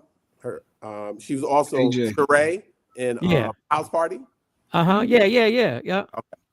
So she's gonna be one of my guest hosts and judges for the casting call this weekend. Well, this is somebody. Wow. We grew up around the same time, so I'm watching her in movies. Like House Party is one of my favorite movies, right? Love that movie. Baby Boy is a staple and classic, right? You know, from where I'm from, and now I'm going to be sitting next to her, doing my own project, right? Okay, so right, that right there is a moving. That's amazing because what's meant for you, sometimes you don't know it's meant for you, and God decides he's gonna smack you upside your head a few times, and then he's gonna get you where you're supposed to go. Some people unfortunately fight that to no end, to their own demise. Yes. So you have the show Check for Life. Yes. Now you're looking for you're looking for people to okay, we'll go on. Go ahead. So we're looking for contestants. Here's how the show will work. You'll come, we'll find you, right? We're gonna do the casting calls. We're gonna have a top 50. We're gonna have people vote for the top 10 out of the top 50, and then those will be the contestants. As soon as you become a contestant, I open the account for you. I put, 5. When I say I mean the show, right? We put five G's in an account for you. Now you have this account, right, with 5 G's that'll pay you for life, and you decide, when do I want to start getting that check? You can get it anywhere from 2 years from now, like a year, 2 years from now, to 40. You can defer it for up to 40 years. Okay. Right. And I'll tell you, hey, if you take it right away, like within the next year or two, it's not going to be $5,000. It's not going to be much money. It'll be like $3.75 a month for the rest of your life, right? You don't want that. If you wait, the longer you wait, the more you're going to get. And it gives you time because you can add money to it. Like I said, up to $10 million, right? Wow. So once I open the account for you, it's your account. How much money you'll get for life is up to you. But how the show will work is every episode, the people will compete to add money to their account. So what we're going to do, we're going to have financial tasks, right? So like Survivor, right? Instead, like I said, jumping out of trees and jumping out of airplanes and doing all the rest of that. What they'll do is they'll learn about mutual funds. They'll learn about budgeting. They'll learn about reducing their debt and increasing their credit score. They're going to learn about stocks and bonds and ETFs. They're going to learn life insurance. They're going to learn all these different things, and we'll have them do tasks. And whoever wins the episode, they win 2 G's to their account, right? Got you. Okay. If you lose, you get eliminated, right? On your way out, we're going to give you a G to your account. With me? So at minimum, if you get eliminated in the first task and you're out, you'll have 6,000. You'll have 6,000. Yes. Don't count on me. Don't put that pressure on me. That's exactly correct. So you get eliminated at episode 1. You got at least 6. Now you got 6. But let's say you said, all right, I want to defer this for the next 15 years. That means you could add as much money as you wanted to this thing for the next, 14, 15 years. And then when you're ready, you turn it on and it pays you forever. Wow. Right? So if you win, you win. If you lose, you what? You win. You win. You guys are sitting at home, right? You're like, yo, it's Aaron, right? Aaron, yep. Aaron says, yo, Mike, what happened with that dude Terrence in that show? And you're like, I don't know, let's turn it on. I opened one for myself, right? You say you're 54 years old, right? And you Claude's fam, so you fam to me. All of you are now fan to me. You're all a part of this because you're helping me with my mission. So whatever I can do financially, in terms of advice and help, I got you. Like you got somebody, I got 30 years experience, I can help you, right? So you turn on the TV and you're like, Oh, let me watch the show. Boom. So you're watching the show, but you also opened up an account with me, right? You're like, yo, I want to throw like 20 G's in just for I need to get something going for my. It takes me 20 minutes to open an account for you. You're done. So now you got your account. But when I gave you your account, I gave you a number, right? It'll be somewhere between 6 and 1 million because me and my 4 kids are 1 through 3, 4, or 5, right? So the numbers will be 6 to 1 million, somewhere in there, right? So you're watching the show. John Smith wins episode 1, and he calls out number 56, right? And you're like, oh, shoot, that's my number. So you call up the number. You're like, hey, I'm number 56. And we're like, can you verify? We have to verify who you are, right? Right. Once we verify who you are, we send you 2 G's to your Check for Life account. Stop playing. So the winners win, the losers win, and the people at home what? Win. The people watching win. Everybody wins. Nobody loses with my show. Everybody wins. A check Then, for life. so we proceed forward, right? People are winning episodes, so on and so forth. We get to the final 2. The final 2, then we get to the winner, right? Think of like, Ruben Studdard and Clay Aiken, right, sitting there. Like, Right. and we say, and the winner of season 1 of A Check for Life is Susan Johnson. Confetti, right? Congratulations, blah, blah, blah. $100,000 financial makeover. Right? Wow. My goal was originally $1 million, but I haven't raised the capital yet to do $1 million. So we started off with 100. We're going to start somewhere small. So what happens with most game shows, you guys correct me on this if I'm wrong, but what happens with most shows, when people go on the show and they win the money, right? Family Feud, Wheel of Fortune, Deal or No Deal, whatever it is, they win $100,000. 99% of the time, 6 to 9 months later, what happens to that money? Well, let's ask Doc. Well, that's ironic because the Doc Aaron actually went on Jamie Foxx's game show. Beat Shazam. Beat Shazam, and him and his brother won $1 million. Oh, snap. Yes. This guy right here. This guy right here. That's what's up. Dramatic camera angle. That dramatic camera angle just hit. It's on YouTube and everything. They had teachers on. My brother's a teacher, and I was college professor at the time, so he knew about the show. We went on there, and he's like a real whiz when it comes to the songs. But we opted to take the annuity, not just based on the fact that he had a daughter on child support that was about to be an adult, but because of financial literacy. So we're still getting the money for another few years. But it stops at a certain. They did like it was 10 years. 10 years. 10 pay. Okay, so perfect. So imagine that, but instead of 10 years to perpetuity. Forever. You know what I'm saying? Oh, yeah, big difference. What happens with most people, right? They don't take that option. They take the 100 G's, and then 6 to 9 months later, where's that money? It's gone. Right? So that would defeat the purpose of my show, right? Like, I'm trying to set people up forever, for life, right? And so what I'm doing instead is that 100,000, what we're going to do is we're going to take half of it, we're going to apply it to your Check for Life account, and you're winning, right? So let's say you won like 3 episodes, that's 6. 6 plus 5 is 11. I'm going to add 50 to that. So now you have 61 in there, right? And then whatever you add to it after that is up to you. But the other half, what I'm going to do is I'm going to pay down or off your debt, right? You got $20,000 credit card. Hallelujah. I'm going to pay that off, right? Wow. You got $30,000 of student loan. We're going to pay that off. Whatever I can pay off with that remaining 50, we're going to pay that off first. And if there's anything left over that I can buy you a mutual fund, like some type of investment and life insurance, then we're going to do that. But my main thing is I want to make sure when you walk away from the show, you walk away in a better financial position than when you started the show. Does that make sense? That makes perfect sense. Everybody wins though. Like, come on. Yeah, we winning. Come on. Like, really? Like, there's no. I'm a skeptic. I get it. You got Holly Robinson Pete on board, so obviously that gives a lot of credibility. But everybody wins. There's no catch anywhere. Well, if you lose episode 1, you only win a G on your way out, but you still have 6 in an account that you can add to that's going to pay you forever. So if I give you an account that's going to pay you forever, in my opinion, you're winning. So at a casting call, what are you looking for? Like, what would get that contestant? Like Doc, he's been through it. Like, would he be a prime contestant? Like, what are you looking for? Is it a certain story? You're looking for the sad story, the struggle. Like, what are you looking for? Honestly, that's a really I'm sorry, my eyes are bad. It's Black, right? Jay Black, yeah, yep. Jay Black, excuse me. I couldn't see the J. You good? 51, his eyes don't work like they used to. Right? And I got surgery years ago. So great question, Jay.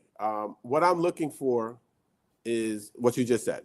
I'm looking for authenticity. I'm looking for an authentic story. I'm looking for people that when people watch the show, they're going to identify with these people, right? So I don't need the E-Trade expert who knows about stocks and bonds coming on and telling everybody how smart. I don't need that person because they know what they're doing. There's nothing I can do to help them, right? So let's say I'm getting the, mom of 3 who's working 2 jobs. She's never really been able to save. She, puts away a little bit, but doesn't really know what the difference between a stock and bond is, an ETF and a mutual fund. But she knows that she needs to do something. She's been through maybe some trials and tribulations in her life, but she's continuing forward. Like we had a woman in Dallas that just came out and said she had a heart attack, a stroke, and was homeless twice, raising 2 kids or 3 kids, I can't remember. But she just keeps pushing forward, right? And I'm sitting there, all I kept thinking in my mind was, Dag, as bad as I thought things were as bad for me, it ain't that bad. You know what I'm saying? And so we're looking for people that when they tell their story and they're on television and people are watching them, I want somebody at home to say, I see me in them. I can do that. Oh, I should be doing that for myself. Oh, he's just like me, or she's just like me. Like, because at home, I want to make sure that they can connect with them, and I want them to do the things that we're trying to help them do so that they can be in a better financial position in the future. I'm sorry I gave you a long answer to your question. No, that's good because I got an author. I got a she's a KT. She watches the show. She's a Black author. She has her books out there. She has a special needs son. She's doing it all by herself. She's in mom and pop store. She's like, I could see a story there for her. Like she would be a prime contestant, right? She could absolutely come out on Saturday. What she wants to do is, I'm not sure if Claude is watching. I'm creating. She's watching. All you have to do is go to our website, right? acheckforlife.com. Are you guys able to pull that up? Because I saw you do some. Yep, I see it. Let me walk you through it. I'll walk you through it. So if you pull up acheckforlife.com, so ACHECKAFORLIFE.com.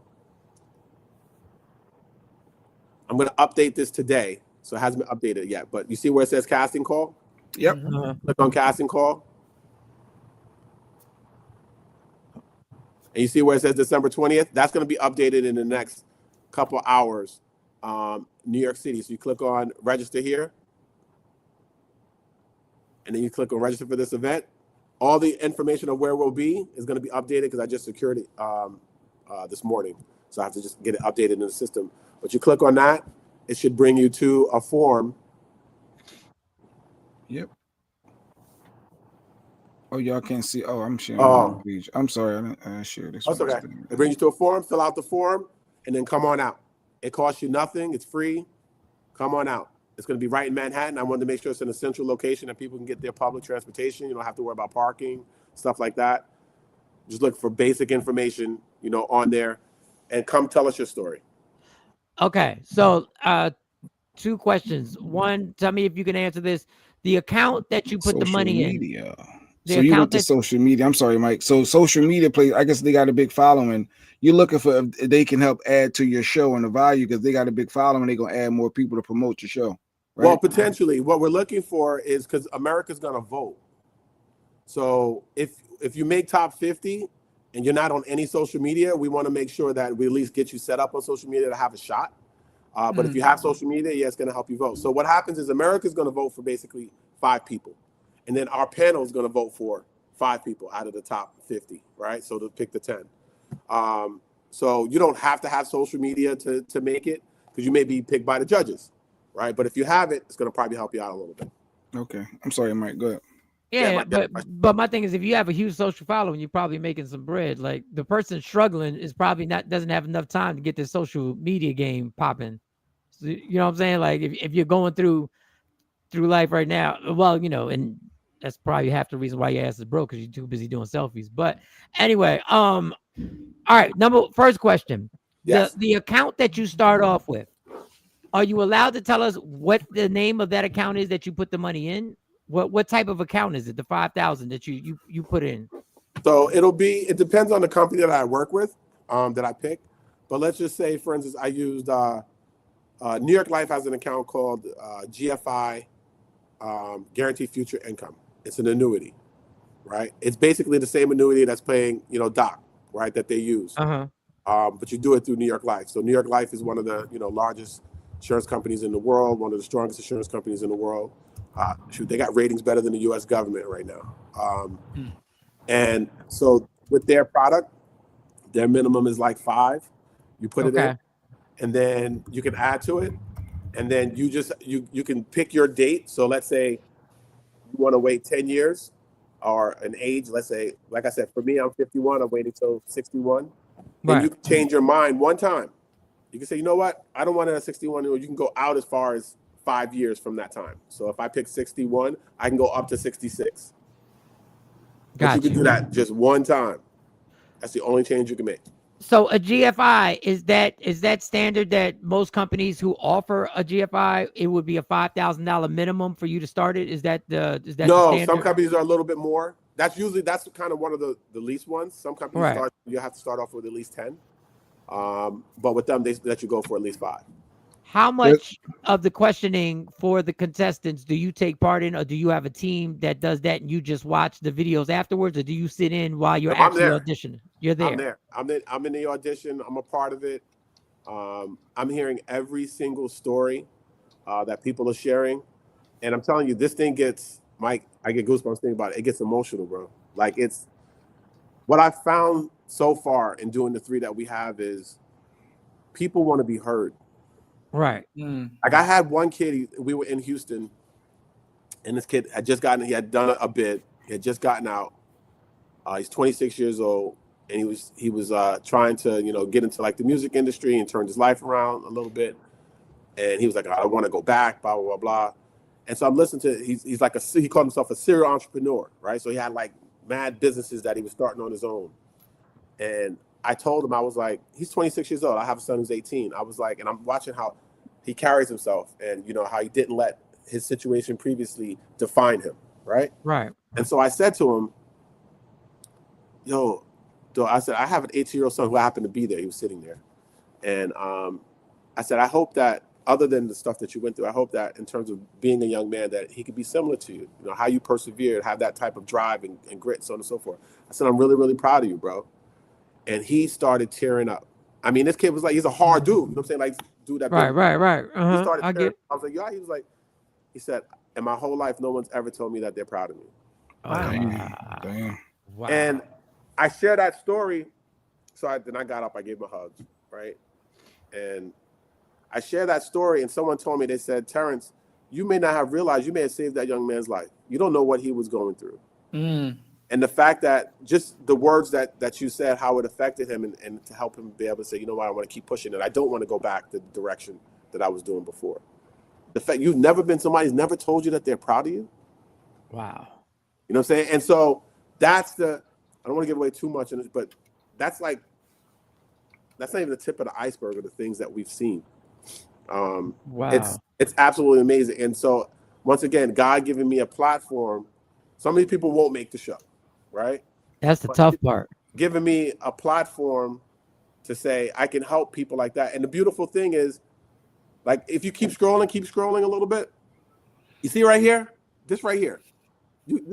I want you to know, ladies and gentlemen, we did not plan this. I was just about to talk about this, and you pulled it right out. It was perfect. God, like I said, I put it in God's hands. This is for the people that say, I don't want to be on TV, but I want my own check for life. I want my own self-funded pension. I don't want to be on TV, though. Click there, set up, give us the information, and I'm going to call you. We'll set an appointment. Like I said, it takes me 20, 25 minutes to open an account for somebody. Easy. As long as you have 5 Gs for yourself and you can write a check for 5 Gs, once I open the account for you, it's yours. And what you do is you start sending the money into the company. You don't really need me anymore. Because once the account is open, you get a statement, right? And every time you add money, you get a new statement that says, hey, this is your new payment for life. This is you added 1,000, you added 500, you added 200, whatever it is. This is your payment for life. So I open it up for people. If you only open it with 5 Gs and never do anything again, what can I do, right? All I can do is give you the information. But if you open up with 5 Gs and add 200 here, 500 here, you get a bonus at work, you add 2,000, boom, boom, boom, boom. You got 4 jobs, and one of those jobs, you just fund all that money in there. And then all of a sudden, 10 years from now, 15 years from now, you got 100 grand, 200 grand, and they're paying you 600 a month, 500 a month, 800 a month, whatever it is. Do you think people will be mad at me if I give them an extra $700 a month that they get for the rest of their life till they die? No, facts. Real quick question on that account. Now the account that you're opening that's the GFI, correct? Yeah. That's the G. Correct. Okay. Mm-hmm. So when you open the account, when they start paying you the money, Not whatever. me, themselves. Right. No, when the account starts paying you, is Oh. that money that you have to pay taxes on when you get Yes. it? Unless you have it in a Roth IRA, which would be federally tax free, then yes, you will be paying taxes on it. Unless you have it in a Roth IRA. And so, yeah, Doc can speak a little bit more about that. You know, Oh yeah, I pay taxes on it. You pay taxes on it. And so let me ask you, Doc, because this is perfect, man, because you're gonna give me some fuel when people ask me. Getting that money and having to pay taxes, or do you have any problem paying with those taxes that you're getting? Do you have like, oh man, I shouldn't be paying taxes on this? Oh no, that's the problem you want to have. Thank you. Yeah. And that's what I've been, and maybe you gentlemen can help me, because I've been trying to find a hole in my story, right? I've been trying to find out like why someone wouldn't. I can understand why you don't want to be on TV, but why you wouldn't want a check for life, right? And so one was the taxes. Like a couple people like, oh, I don't know, if I get that money, then I'm gonna have to pay taxes on it. I'm like, so you'd rather be broke and not pay any taxes? Yeah, it's a broke mentality. It's a broke mentality. Right? And so I'm trying to change the broke mentality. So I was like, help me understand it. Like, well, and then they start to think about it, like, oh, that doesn't make any sense. I'd rather have money and pay taxes on it than be broke, not have any money and not pay taxes, right? So that's the one hole. The other hole, potential hole, is people are saying to me, I ran into a young lady at the pizza shop last night. I was telling her the story. So she was like, oh, it sounds too good to be true. Similar to what you said.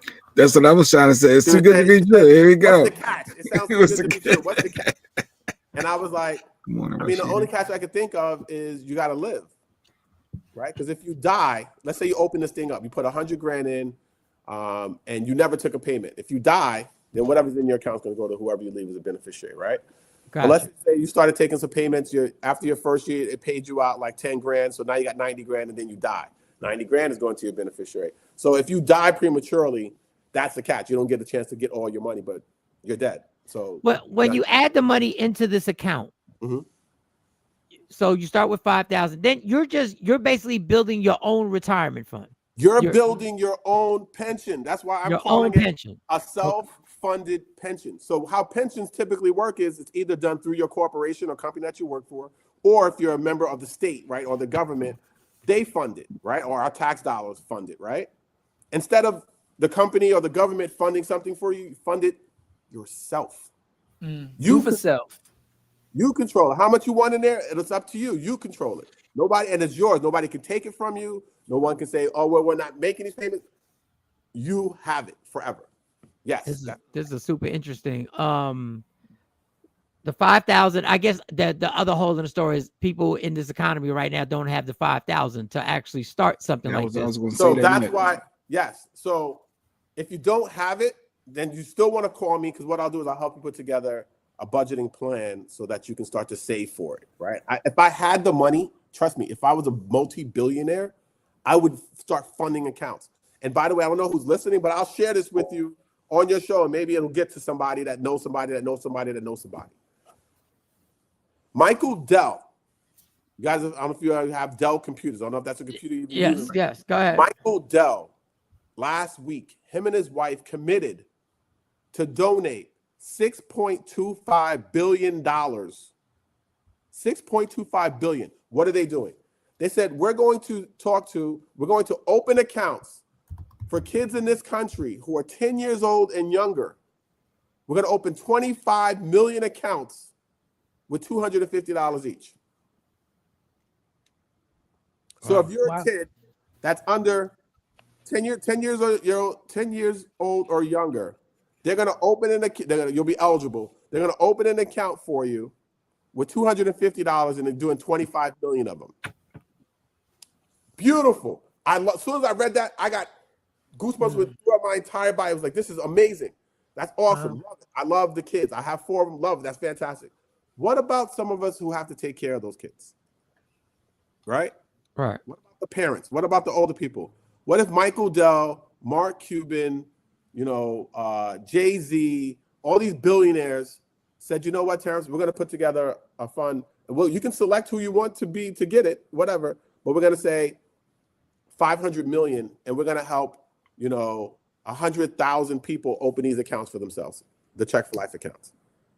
And we're going to start them off and tell them like, hey, you have to continue adding to it, but we're going to help start you off. Now you got 100,000 people that never run out of money that these billionaires have, and it'll cost them. If I got 100 billionaires and they each gave me $5 million, it costs them like $5 million to them is like us spending, $5. Where's your personal passion come from? Because if you already got this information, you're already on top. Why? Because really good, Jay. You got the good questions, bro. I'm telling you. I like Jay nosy. Jay nosy. I love it. Jay trying to find your scam. He trying to find your scam out. I'm not gonna let you guys. I'm not gonna get me emotional, but I'm gonna share with you. I share with you how I grew up. Right. I wasn't supposed to make it out. I've been held at the other side of a gun on 2 occasions. Right. Wow. I could have very easily been a statistic, but that wasn't God's plan for me. Right. A kid from Castle Hill Projects is not supposed to have a 30-year career on Wall Street. Right. And so I learned these things. I was put there. And if I went to my grave with the knowledge that I have, that's if it's me and my 4 kids, because they all gonna have these accounts, right? They're all gonna have it for themselves, right? If I took that information for me and my 4 kids and went to the grave, I would have spit in the face of the blessings that God has given me. And so my passion is I'm gonna help these people, or at least I'm gonna try to. I'm gonna go out and share the information, tell the people. Those who want it will do it. Those who don't, my conscience is clear because I know what I have is real. It's in writing. I know I have it for myself. I'm good. But I had to make sure that my people are good. And so that's where it comes from. This isn't well, your testimony is amazing. The show is amazing. The launch date is there because you said you started at 100,000 because you couldn't get the capital to make it more. Is there a scheduled launch date, or is this all still in the making? There's still time. If anybody's out there that knows some people that want to contribute to this and donate, and so we can make it a bigger prize. We're not when the show, I got it. Yeah, the show will the last casting call is December 20th. The show will air in probably second quarter because we're going to start filming in March. And after we're done filming, got to go through the editing, put everything together. So probably around April, May, the show will air. And then if we raise the capital, I would love to change it to, it's $1 million prize now. But, there's room for me. I can always change that. I can literally be like, episode 4. Guess what, guys? No longer is $100,000. It's $1 million now. Like that, I would love to be able to do that. But right now, I can only do the 100. Obviously, it's YouTube, so we reach the world. But a large part, being on radio for like 25 years and being a comedian, a large part, it was crazy that you were in Dallas because that's where I worked at for almost a decade on K104. Oh, wow. I worked in Dallas. But now a lot of our people who I know are excited because we've had questions in the comments. So the casting call is December 20th. It's New York City. Yes. All they have to do is go to the website. All they have to do is do exactly what you walked us through to register. Yes. 9 a.m. I guess the proper time would be there by 8:30 just to beat the line, or like 8:45. Depends on how many people you have. Yeah, you want to try to beat the line. My anticipation, hopefully, is that New York City is going to represent. Like so far, the most we had, ironically, was Atlanta. We had 60 people. Houston, we had nearly 30. Dallas turned up, we had nearly 40. And so we got LA and New York, I think, are going to really turn it up. I've already got almost 100 people registered for LA. So usually I anticipate half of that will show. So that's about 50 people. So my thing is to try to get at least 200 people registered for New York and 100 people show. Because the beautiful thing is, even if you don't make the show, you can still have your check for life if you want it. That's what I love. And the fact that you can actually, if you have this account and you get the number, you can actually watch the show. If your number is actually said at the end of the show, you now have money that's been donated or added into your account. Correct. Scroll down to the last, right to the bottom, just for what Mike is talking about. If you scroll all the way to the bottom, keep going. Check right there. See that? So what I didn't mention What I didn't mention, here's how the viewers jackpot works, right? So you're watching at home. If you call up, we verify, you get the amount added to your account. Does that make sense? That jackpot? Well, no, that's a simulated one right now because okay. So you get it added to your account. Okay. And so what happens if instead of watching the show, you went out with your girl, right? So you missed the episode, right? So we call number 46 and Mike's not, watching because he's out with his girl. He's chilling, you know what I'm saying? They're out at the steakhouse chilling. He missed the episode. And so he didn't claim it. If he doesn't claim it, it rolls over to the next episode. And so the next how long do you have to claim it? 24 hours?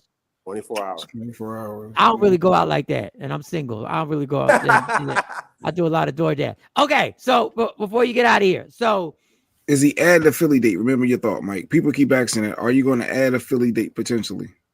Ooh, Claude was trying to get me to do a pop-up. My budget doesn't have Philly. If I could figure out a way to do it without having to spend any money other than driving down there, I would love to do a Philly date. I just have to figure out how I would do that. Like I would need a venue because all I need to do is be there.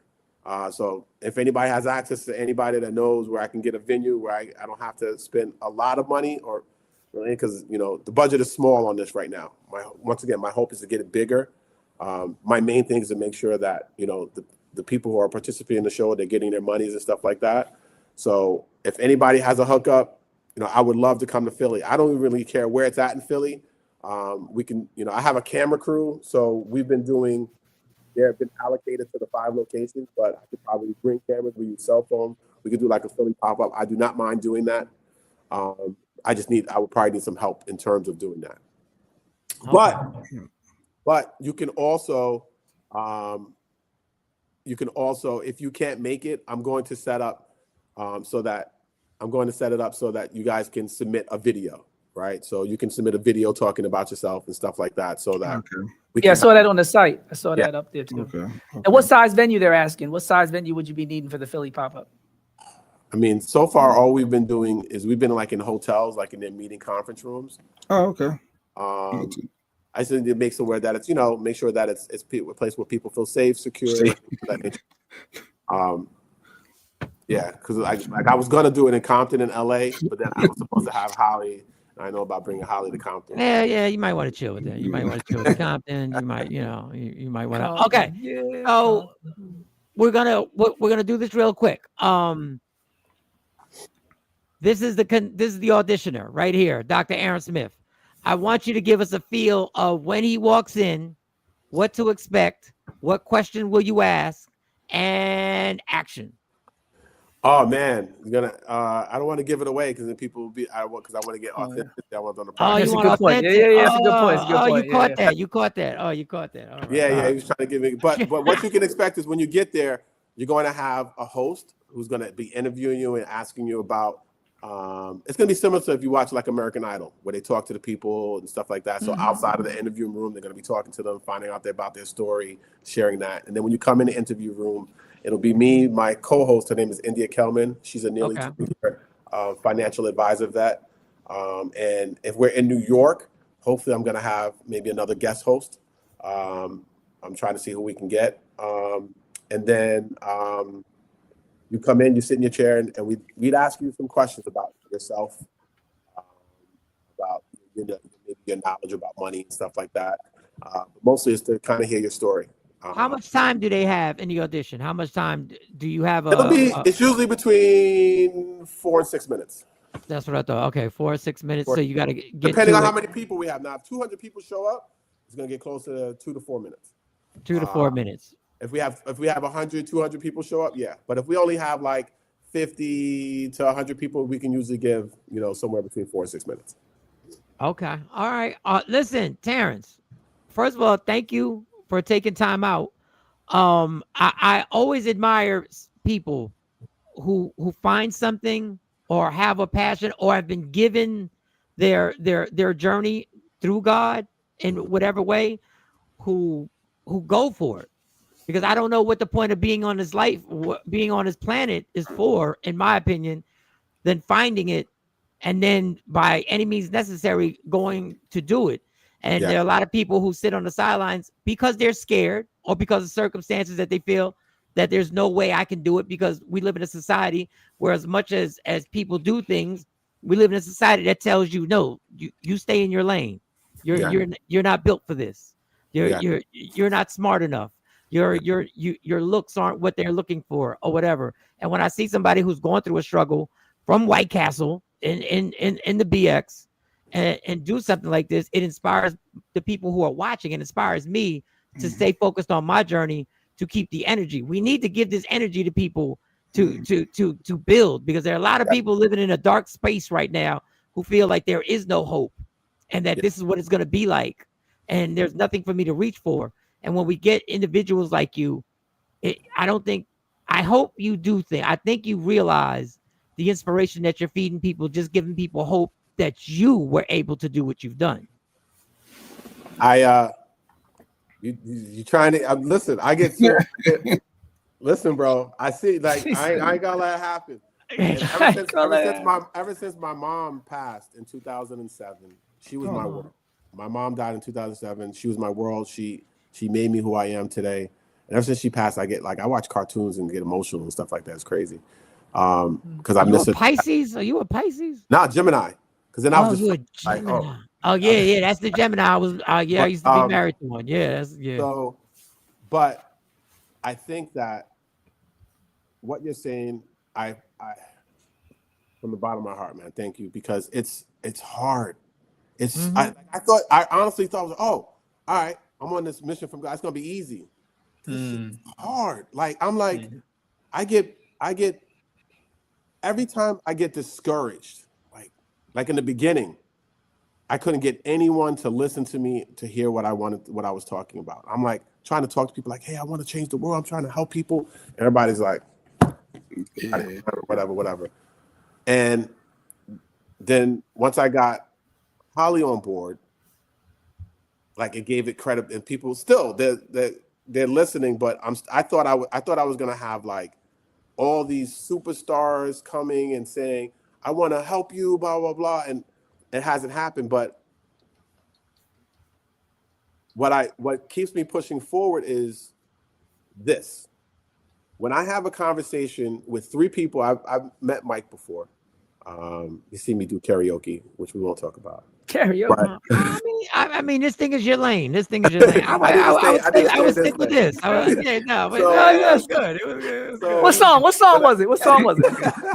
Y'all gonna make me lose my When I meet three people in general that I really don't know, and we're able to connect and vibe, right? And each one of you, I see you nodding your head like, and I can feel the energy like, oh shit, like this is dope what this dude is doing. Like this is different. And I can see the wheels spinning like, I need this. I don't have this. Other than Doc. I'm guessing you guys don't have this, Jay, but you can have it. Yeah. I ain't even got a life insurance plan that my wife keep getting on me about. So listen, you have questions you're trying to figure out. All right, you need a life insurance plan. What kind of life insurance plan? Do I want to get a term or I want to get a whole life? Whole life, yeah. You know, right? But don't say Doc. Please don't include me, because I'm going to court after this for child support. And if they watch this and find out that you said that I'm set, they're gonna be like, we thought we already ran him through the ringer 3 times already. Because that's I need to go to the auditions. You get the other side of the story. You knew he's one side of the story. I would love for y'all to come on in an audition. Maybe just come, and if you're just there just to hear the stories. Like I was saying earlier, people just want to be heard. And I think what Mike was saying earlier, like it gives them hope. And that's what I'm trying to do here, to let people know, if you don't have a plan, right? Because a lot of people, like you were saying earlier, kind of just go through life and just their plan is hope. Like I hope it works out for me. And I think it might just work out for me. One of the worst things that can happen, if all of you have kids, right? All of you have kids? Yes. What you don't want to be is you don't want to be 73. Calling your kid, asking them for money. That is a nightmare. That's a nightmare. You don't want to be that parent that didn't have anything in place. Because once again, if you set this thing up for yourself, and your worst case scenario is you're getting $400 or $200, whatever it is, at least you know you got that. Right? At least you know I got, no matter what happens, come hell or high water, I got this money coming in, plus I got a little Social Security coming. I got this. I can kind of figure things out. And so you need to plan your lifestyle around that, right? Sometimes people have champagne taste, but a beer budget, right? So sometimes you got to figure that out. But Mike, I love this, man. Like, thank you so much for this platform to be able to kind of talk to people and tell them what I'm trying to do. I am trying to change the world one person at a time. And it's real and people can actually have it. And once again, when I'm long gone and I'm in the dirt somewhere, oh, this is the one thing. Sorry. You guys asked me what's the catch. Here's the one catch. All I ask of everybody that I talk to, that I touch, that I have share this information with, is that when you get the information, you have to promise me that you're going to share it with somebody younger. That's the only thing I ask, whether it's your kids, your grandkids, your nephews, nieces, local neighborhood kids, because I grew up without having to imagine instead of, we used to play mat-to-mat tag and manhunt and blah, blah, blah, blah. But imagine, just one of those days they pulled us together in our little community room and taught kids about compound interest. Wow. Right? Imagine you start teaching kids, here's what, you like those Nikes? You buy those Jordans? Jordans are part of Nike. Why don't we buy you some shares of Nike? So every time you go out and buy some Jordans, you pay yourself. It's going to pay you in dividends that you can reinvest and buy more shares. And so by the time you're 26, 30, 35 years old, you're a millionaire. How about we do that? Right? And so that's what I want people to commit to me that they're going to do. Once again, because I didn't want to go to my grave with this information and not help anybody else, but I can't do it alone. And so I always ask people, whatever I share with you, you share it with others. So that's what I'm going to ask of you three brothers today. That you go share the information. Don't gatekeep, pay it forward. I love it. And I wrote it down. The GFI wrote down New York Life. We actually have a financial gentleman who's part of the show, Kamari, who comes on Thursdays. And Financial Rebel. He's watching right now. He's watching right now. He just got on me for not having a life insurance policy, so I know I'm gonna hear what's about the ETF he got us to invest in? Oh, the VOO. We do something through Cash App with the VOO, the Vanguard, I believe it's called. Oh, Vanguard. Okay. Vanguard's the Vanguard ETF. Yeah. Yes, the ETF. Yes. Yeah. Now Jay hasn't stayed up on it. I have. So exchange traded funds are great. They're a great way for people to you get kind of a mixture of the mutual fund and a stock kind of rolled in one, for lack of a better term, because they trade at a price versus an NAV. But they're a great, because ETFs typically, it depends on whether it's a managed or a passive or an active type of ETF, if it's actively managed or not, or it's kind of stagnant. But once again, I can sit here and talk finance stuff with you guys all day. I want to be respectful. Well, you got to break down. You got to break down those acronyms. I was about to nod when he said NAV. I said, you don't know what he's talking about. I said, I actually invested in it. It stands for net asset value. So what? Okay, thank you. What happens is when a stock, right? And I don't want to give away too much of the stuff's going to be on the show. But when you buy a stock, right? A stock gives you ownership in a company. Okay, so typically also what it does is give you voting rights, right? So when the CEO wants to, raise his salary, they're going to send you a correspondence, usually electronic. They're going to say, hey, do you vote that he should get a raise? You can be like, nah. Or, yeah, nah, he's been doing a good job. He's been making me money. Yes. Like, you can vote on that. And so depending on how many shares you own, depends on the number of voting rights that you have, right? So, but you're an owner in that company, right? So that's what a stock will be. A bond is you're a lender, right? So a company is going to borrow money from you, and in exchange for borrowing your money from you, they're going to pay you an interest rate, right? And then at a deemed term, they're going to give you your money back, right? It's what's called maturity, right? So what an ETF does, an exchange traded fund, is it's kind of like a compilation of stocks that are kind of put together. He's saying it's passively managed.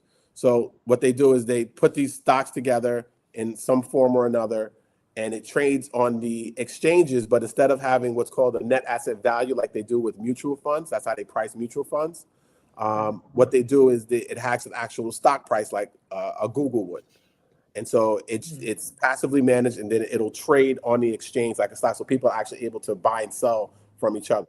And remember that when you have the stock market, it's a market, right? Just think of like any type of market, food market, right? So if you walk into a food market and they're selling apples, right? And how much are the apples? Oh, they're $4 for $1. You're like, oh, I don't have, And I'm like, I don't want to give you $1. I want to give you 80 cents. He's like, no, give me 95 cents. And then that's how the stock market works. So instead of apples, it's companies, right? So we could go deeper into that. But when you buy an exchange traded fund, it's a less expensive way than buying, let's say, if you wanted to buy a portfolio of funds, it would cost you a lot more money than buying an exchange traded fund. Gotcha. Man, I appreciate you. One thing before we get out of here, you said you want us to promise that we share this information to somebody younger, whether it be your kids or somebody younger. And it struck me because no matter what you do in this life, in my stints in rehab, in my stints in AA and stuff like that, the one thing that was always present was people said, share what you're experiencing and share the information that you're getting here. Yes. Even my sponsor would always say, there's going to come a time your recovery for you will only work is if you share this with other people. Yes. And you share saving people. And that is not just through rehabbing off of addiction, but saving people financially. And I thought that was a crazy parallel when you said, just promise me that you'll share this with somebody younger. So people watching, if you're watching right now, let's see if we can stand on that and actually keep that energy and share this with somebody. I've written my notes down. I thank you once again. We hope, God's will, that this show will be on in March. Also, December 20th in New York City. That is right now the closest one to everybody in Philly and Jersey. So New York City, that will go down. Did we have the address for it? Where it was going to be at? It's going to be at the Park Central Hotel on 7th Avenue in Manhattan. I'm going to update the site a little later today. So people have the address and everything, but they can just go on and register right now. And it's not going to be in March. We start filming the show. It'll be hopefully, depending on editing and stuff like that, I'm looking at May, right around May, June. Hopefully that'll actually launch. Okay. Do we have a place where we're going to watch it at, or is that still something where you're right now it's going to be on YouTube? And I mean, okay. in terms of how to set all that up, that's out of my world. I need to figure out how to do that. But what we're going to be doing is we're going to be starting to put some content on YouTube. On the Instagram is a Check for Life on Instagram. Mm-hmm. That's an easy way also to follow us and see what's going on. But yeah, if unless I get picked up, that's where Holly's going to come in. I think that it's probably going to get picked up by a major network, especially if we put out a really good product, which we will. It's going to this show is going to be a game changer, in more ways than one. Not only it's going to be good content, it's going to be fun, it's going to be entertaining, but the fact that people can actually change their financial futures, right? So if, like you guys said, you watch reality shows. Jay Black, don't say us. Jay Black. Reality shows, and those are great for entertainment. But at the end of the day, how does it make you better? This is one of the first shows that's going to do that. That's going to make people better. A check for life, people. A check for life. Check for life. A check for life. Well, when you're not busy changing the world, I got to get you to a comedy show when I'm in New York City, and I have your number now, so we can connect. You know what?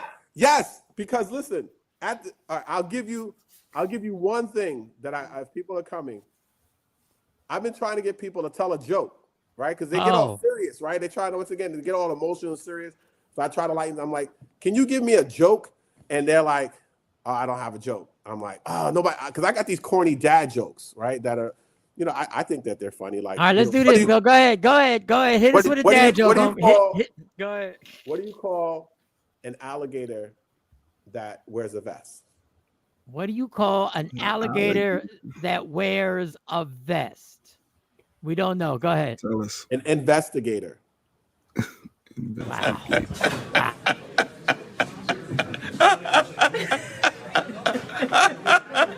That's your answer, right? Okay.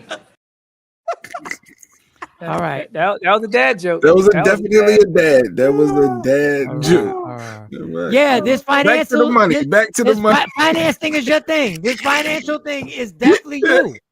No, God knows. Don't you question God. God knows. God I thought you about knows. to give your dad jokes, Mike. You got dad jokes. No, God knows I'm not going everybody, if you're coming to the casting call, you guys have got to reach out to Mike and get a joke first, and then bring a Mike joke. Yeah, there you go. Deliver it. We have people like, I want to know like what talents that you have. Can you sing? Like I want, I'm trying to lighten things up a little bit, and I need people also that are good for TV, right? So I need people that can, do that. Energy. So, I had one kid. If you see the thing, he told me a knock-knock joke. It's my favorite knock-knock joke, and he actually said my favorite knock-knock joke. Oh shit! Go ahead, Terrence. Hit the knock-knock joke. Go ahead. You guys probably already heard this one, but all right, you ready? Knock-knock. Who's there? Apple. Apple who? Knock-knock. Knock. Who's there? Apple. Apple who? Knock-knock. Who's there? Orange. Orange who? Orange who? Aren't you glad I didn't say Apple again? God damn. God knows what he was doing. God knew what he was doing. God.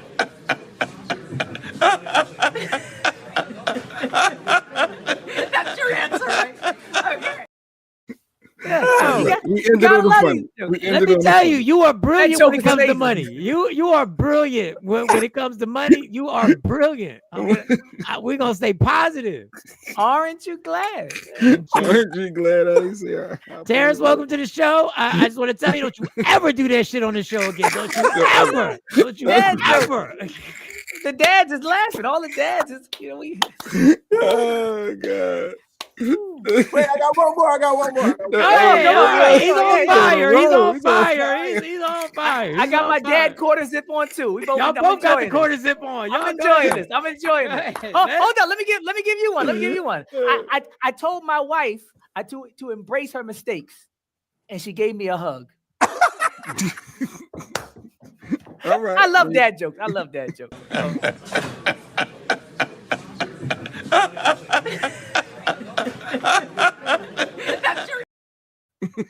Terrence, before you say something, you know why I'm mad at you, Terrence, right now? You know why I'm mad at you right now? I'm mad because you got this guy kicked up. Because when he said that, when he saw you do your first two jokes, I saw his chest poke up like, oh, y'all got jokes. Dad joke. I love dad jokes. Y'all got jokes. I got jokes. Oh, y'all want to joke it out? Oh. Dad jokes. Wait, and I got the outfit. Can you give me that was a good one. I'm gonna steal that. I'll give you credit 3 times, and it's gonna be mine. I need one like that for accountability. Accountability. Well, I used to work at a calendar factory, but I got fired because I took a couple of days off.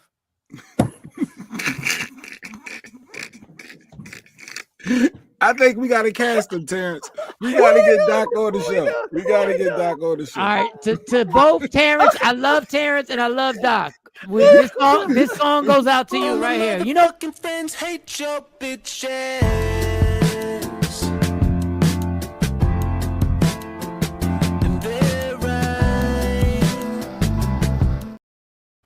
Listen. God, this don't make no damn. Let me tell you something. This has been brilliant. That's the way we end the show. Terrence, every prayer, every positive piece of energy going to you. Thank you for having my dearest cousin Claude, who's ridden out with me through all the struggles and been by my side. Claudia is somebody who has been a soldier when it comes to the ups and downs in my life. And I thank you for having her. And I know what she brings to the table. And I know she's always number one, she's an honest person. Number two, she's the hardest working person you're going to have around you ever in life. So love you, Claude. Terrence, we're going to need an update. Definitely. So we're gonna have you back, and I'm gonna definitely double down on getting you to a comedy show when you get done. You know, I know this is a whirlwind that you're on, and it's something that you work on 24 hours a day. So I definitely want to get you to a comedy show. I also want to ask your advice behind the scenes on how to take this show to a higher level financially and what we need to do to actually take this where we're on YouTube. I feel something big's happening in 2026. We've got some loyal people who have been with us for years. So I want to just ask a few questions about that. Thank you, dog. Absolutely. Thank you. Absolutely. I appreciate you. Thank you guys so much. Happy holidays to you and your families. Thank you for this opportunity. I really, really apprate it. Thank you. Ladies and gentlemen, Check for Life. Terrence Bradford. For life. Yes. That was dope. That was great. A Check for Life on Instagram, Miss Parker. That's where you can follow him or go to checkforlife.com. But he said it's the same name on Instagram, but Check for Life. All right, I got to get out of here because it's so cold outside. I'm warming. I'm going to warm my car up. I'm not just jumping in my car. I'm going to warm my car up and give it a that good. cold. So I gotta get my 5,000 up on the side just for that. I'm gonna go to the pool. Got to figure the funds out. I think I want to try it. Doc, let's do it. Doc, you should go audition. No, let me tell you what the bullshit is. And Kamari, you have every right to be upset. When Kamari gives you advice, the first thing you say is, I have no patience. It takes too long. When can I see the money grow? When our guest gave you the same, not the same, a different version, but still pertain to having patience, you never hit back and you never said, well, it takes too long. You want me to wait till I'm 77? No, he got Holly Robinson Pete on board. It's official. He got AJ Johnson coming to host. That's what Kamari need. Kamari need Holly Robinson. Like the celebrities not going. They're not going to put their name on something that ain't legit and legal. So and official. I mean, I gotta. No. I want to look a little deep. I can't investigate. I want to invest. No, I rock with Kamari. We've been friends since we was kids. That's called being a fanboy. That's called being a fanboy right there. No, that's because you don't know Holly Robinson. God bless her. We love her. You don't know her. And she's on the front lines for the black folks, so I know she's doing what she's supposed to do. And Kamari's not. No, you know what I'm saying. You're always trying to pivot. What I'm saying is I'm interested. I'm not pivoting. I'm pointing out. I'm using a different P word. I'm pointing out the inconsistencies on why didn't you give them the. Ain't nobody trying to wait till they 65. Ain't nobody trying to wait. No, because I'm all about 401k. So for me, I look at it like a 401k. It has to sit. I'm not going to touch it anyway. But so the only time that's where my mindset went. The only time you agree to patience is 401k. Yes, that's what I'm saying. I do. But when it comes to stocks, and I'm like, that ain't flipping fast enough. Putting a little flipping. So why didn't you say that? $10 there. Keep that flipping energy. I looked at what he was saying is long term. I looked at it long term. So that's what Kamari has been trying to tell you forever. A check for life, though. It's gonna be amazing. A checkforlife.com. A check for life. I'm interested. And the 20th, December 20th, we're in New York. That could be a whole outing, Mike. That could be a Takeover Legends. Nikki says she applied. She just need to get a ride there. Y'all did hear me say I gotta warm my car. Michael Sean and the Takeover Legend, where the truth hurts, but also makes you laugh.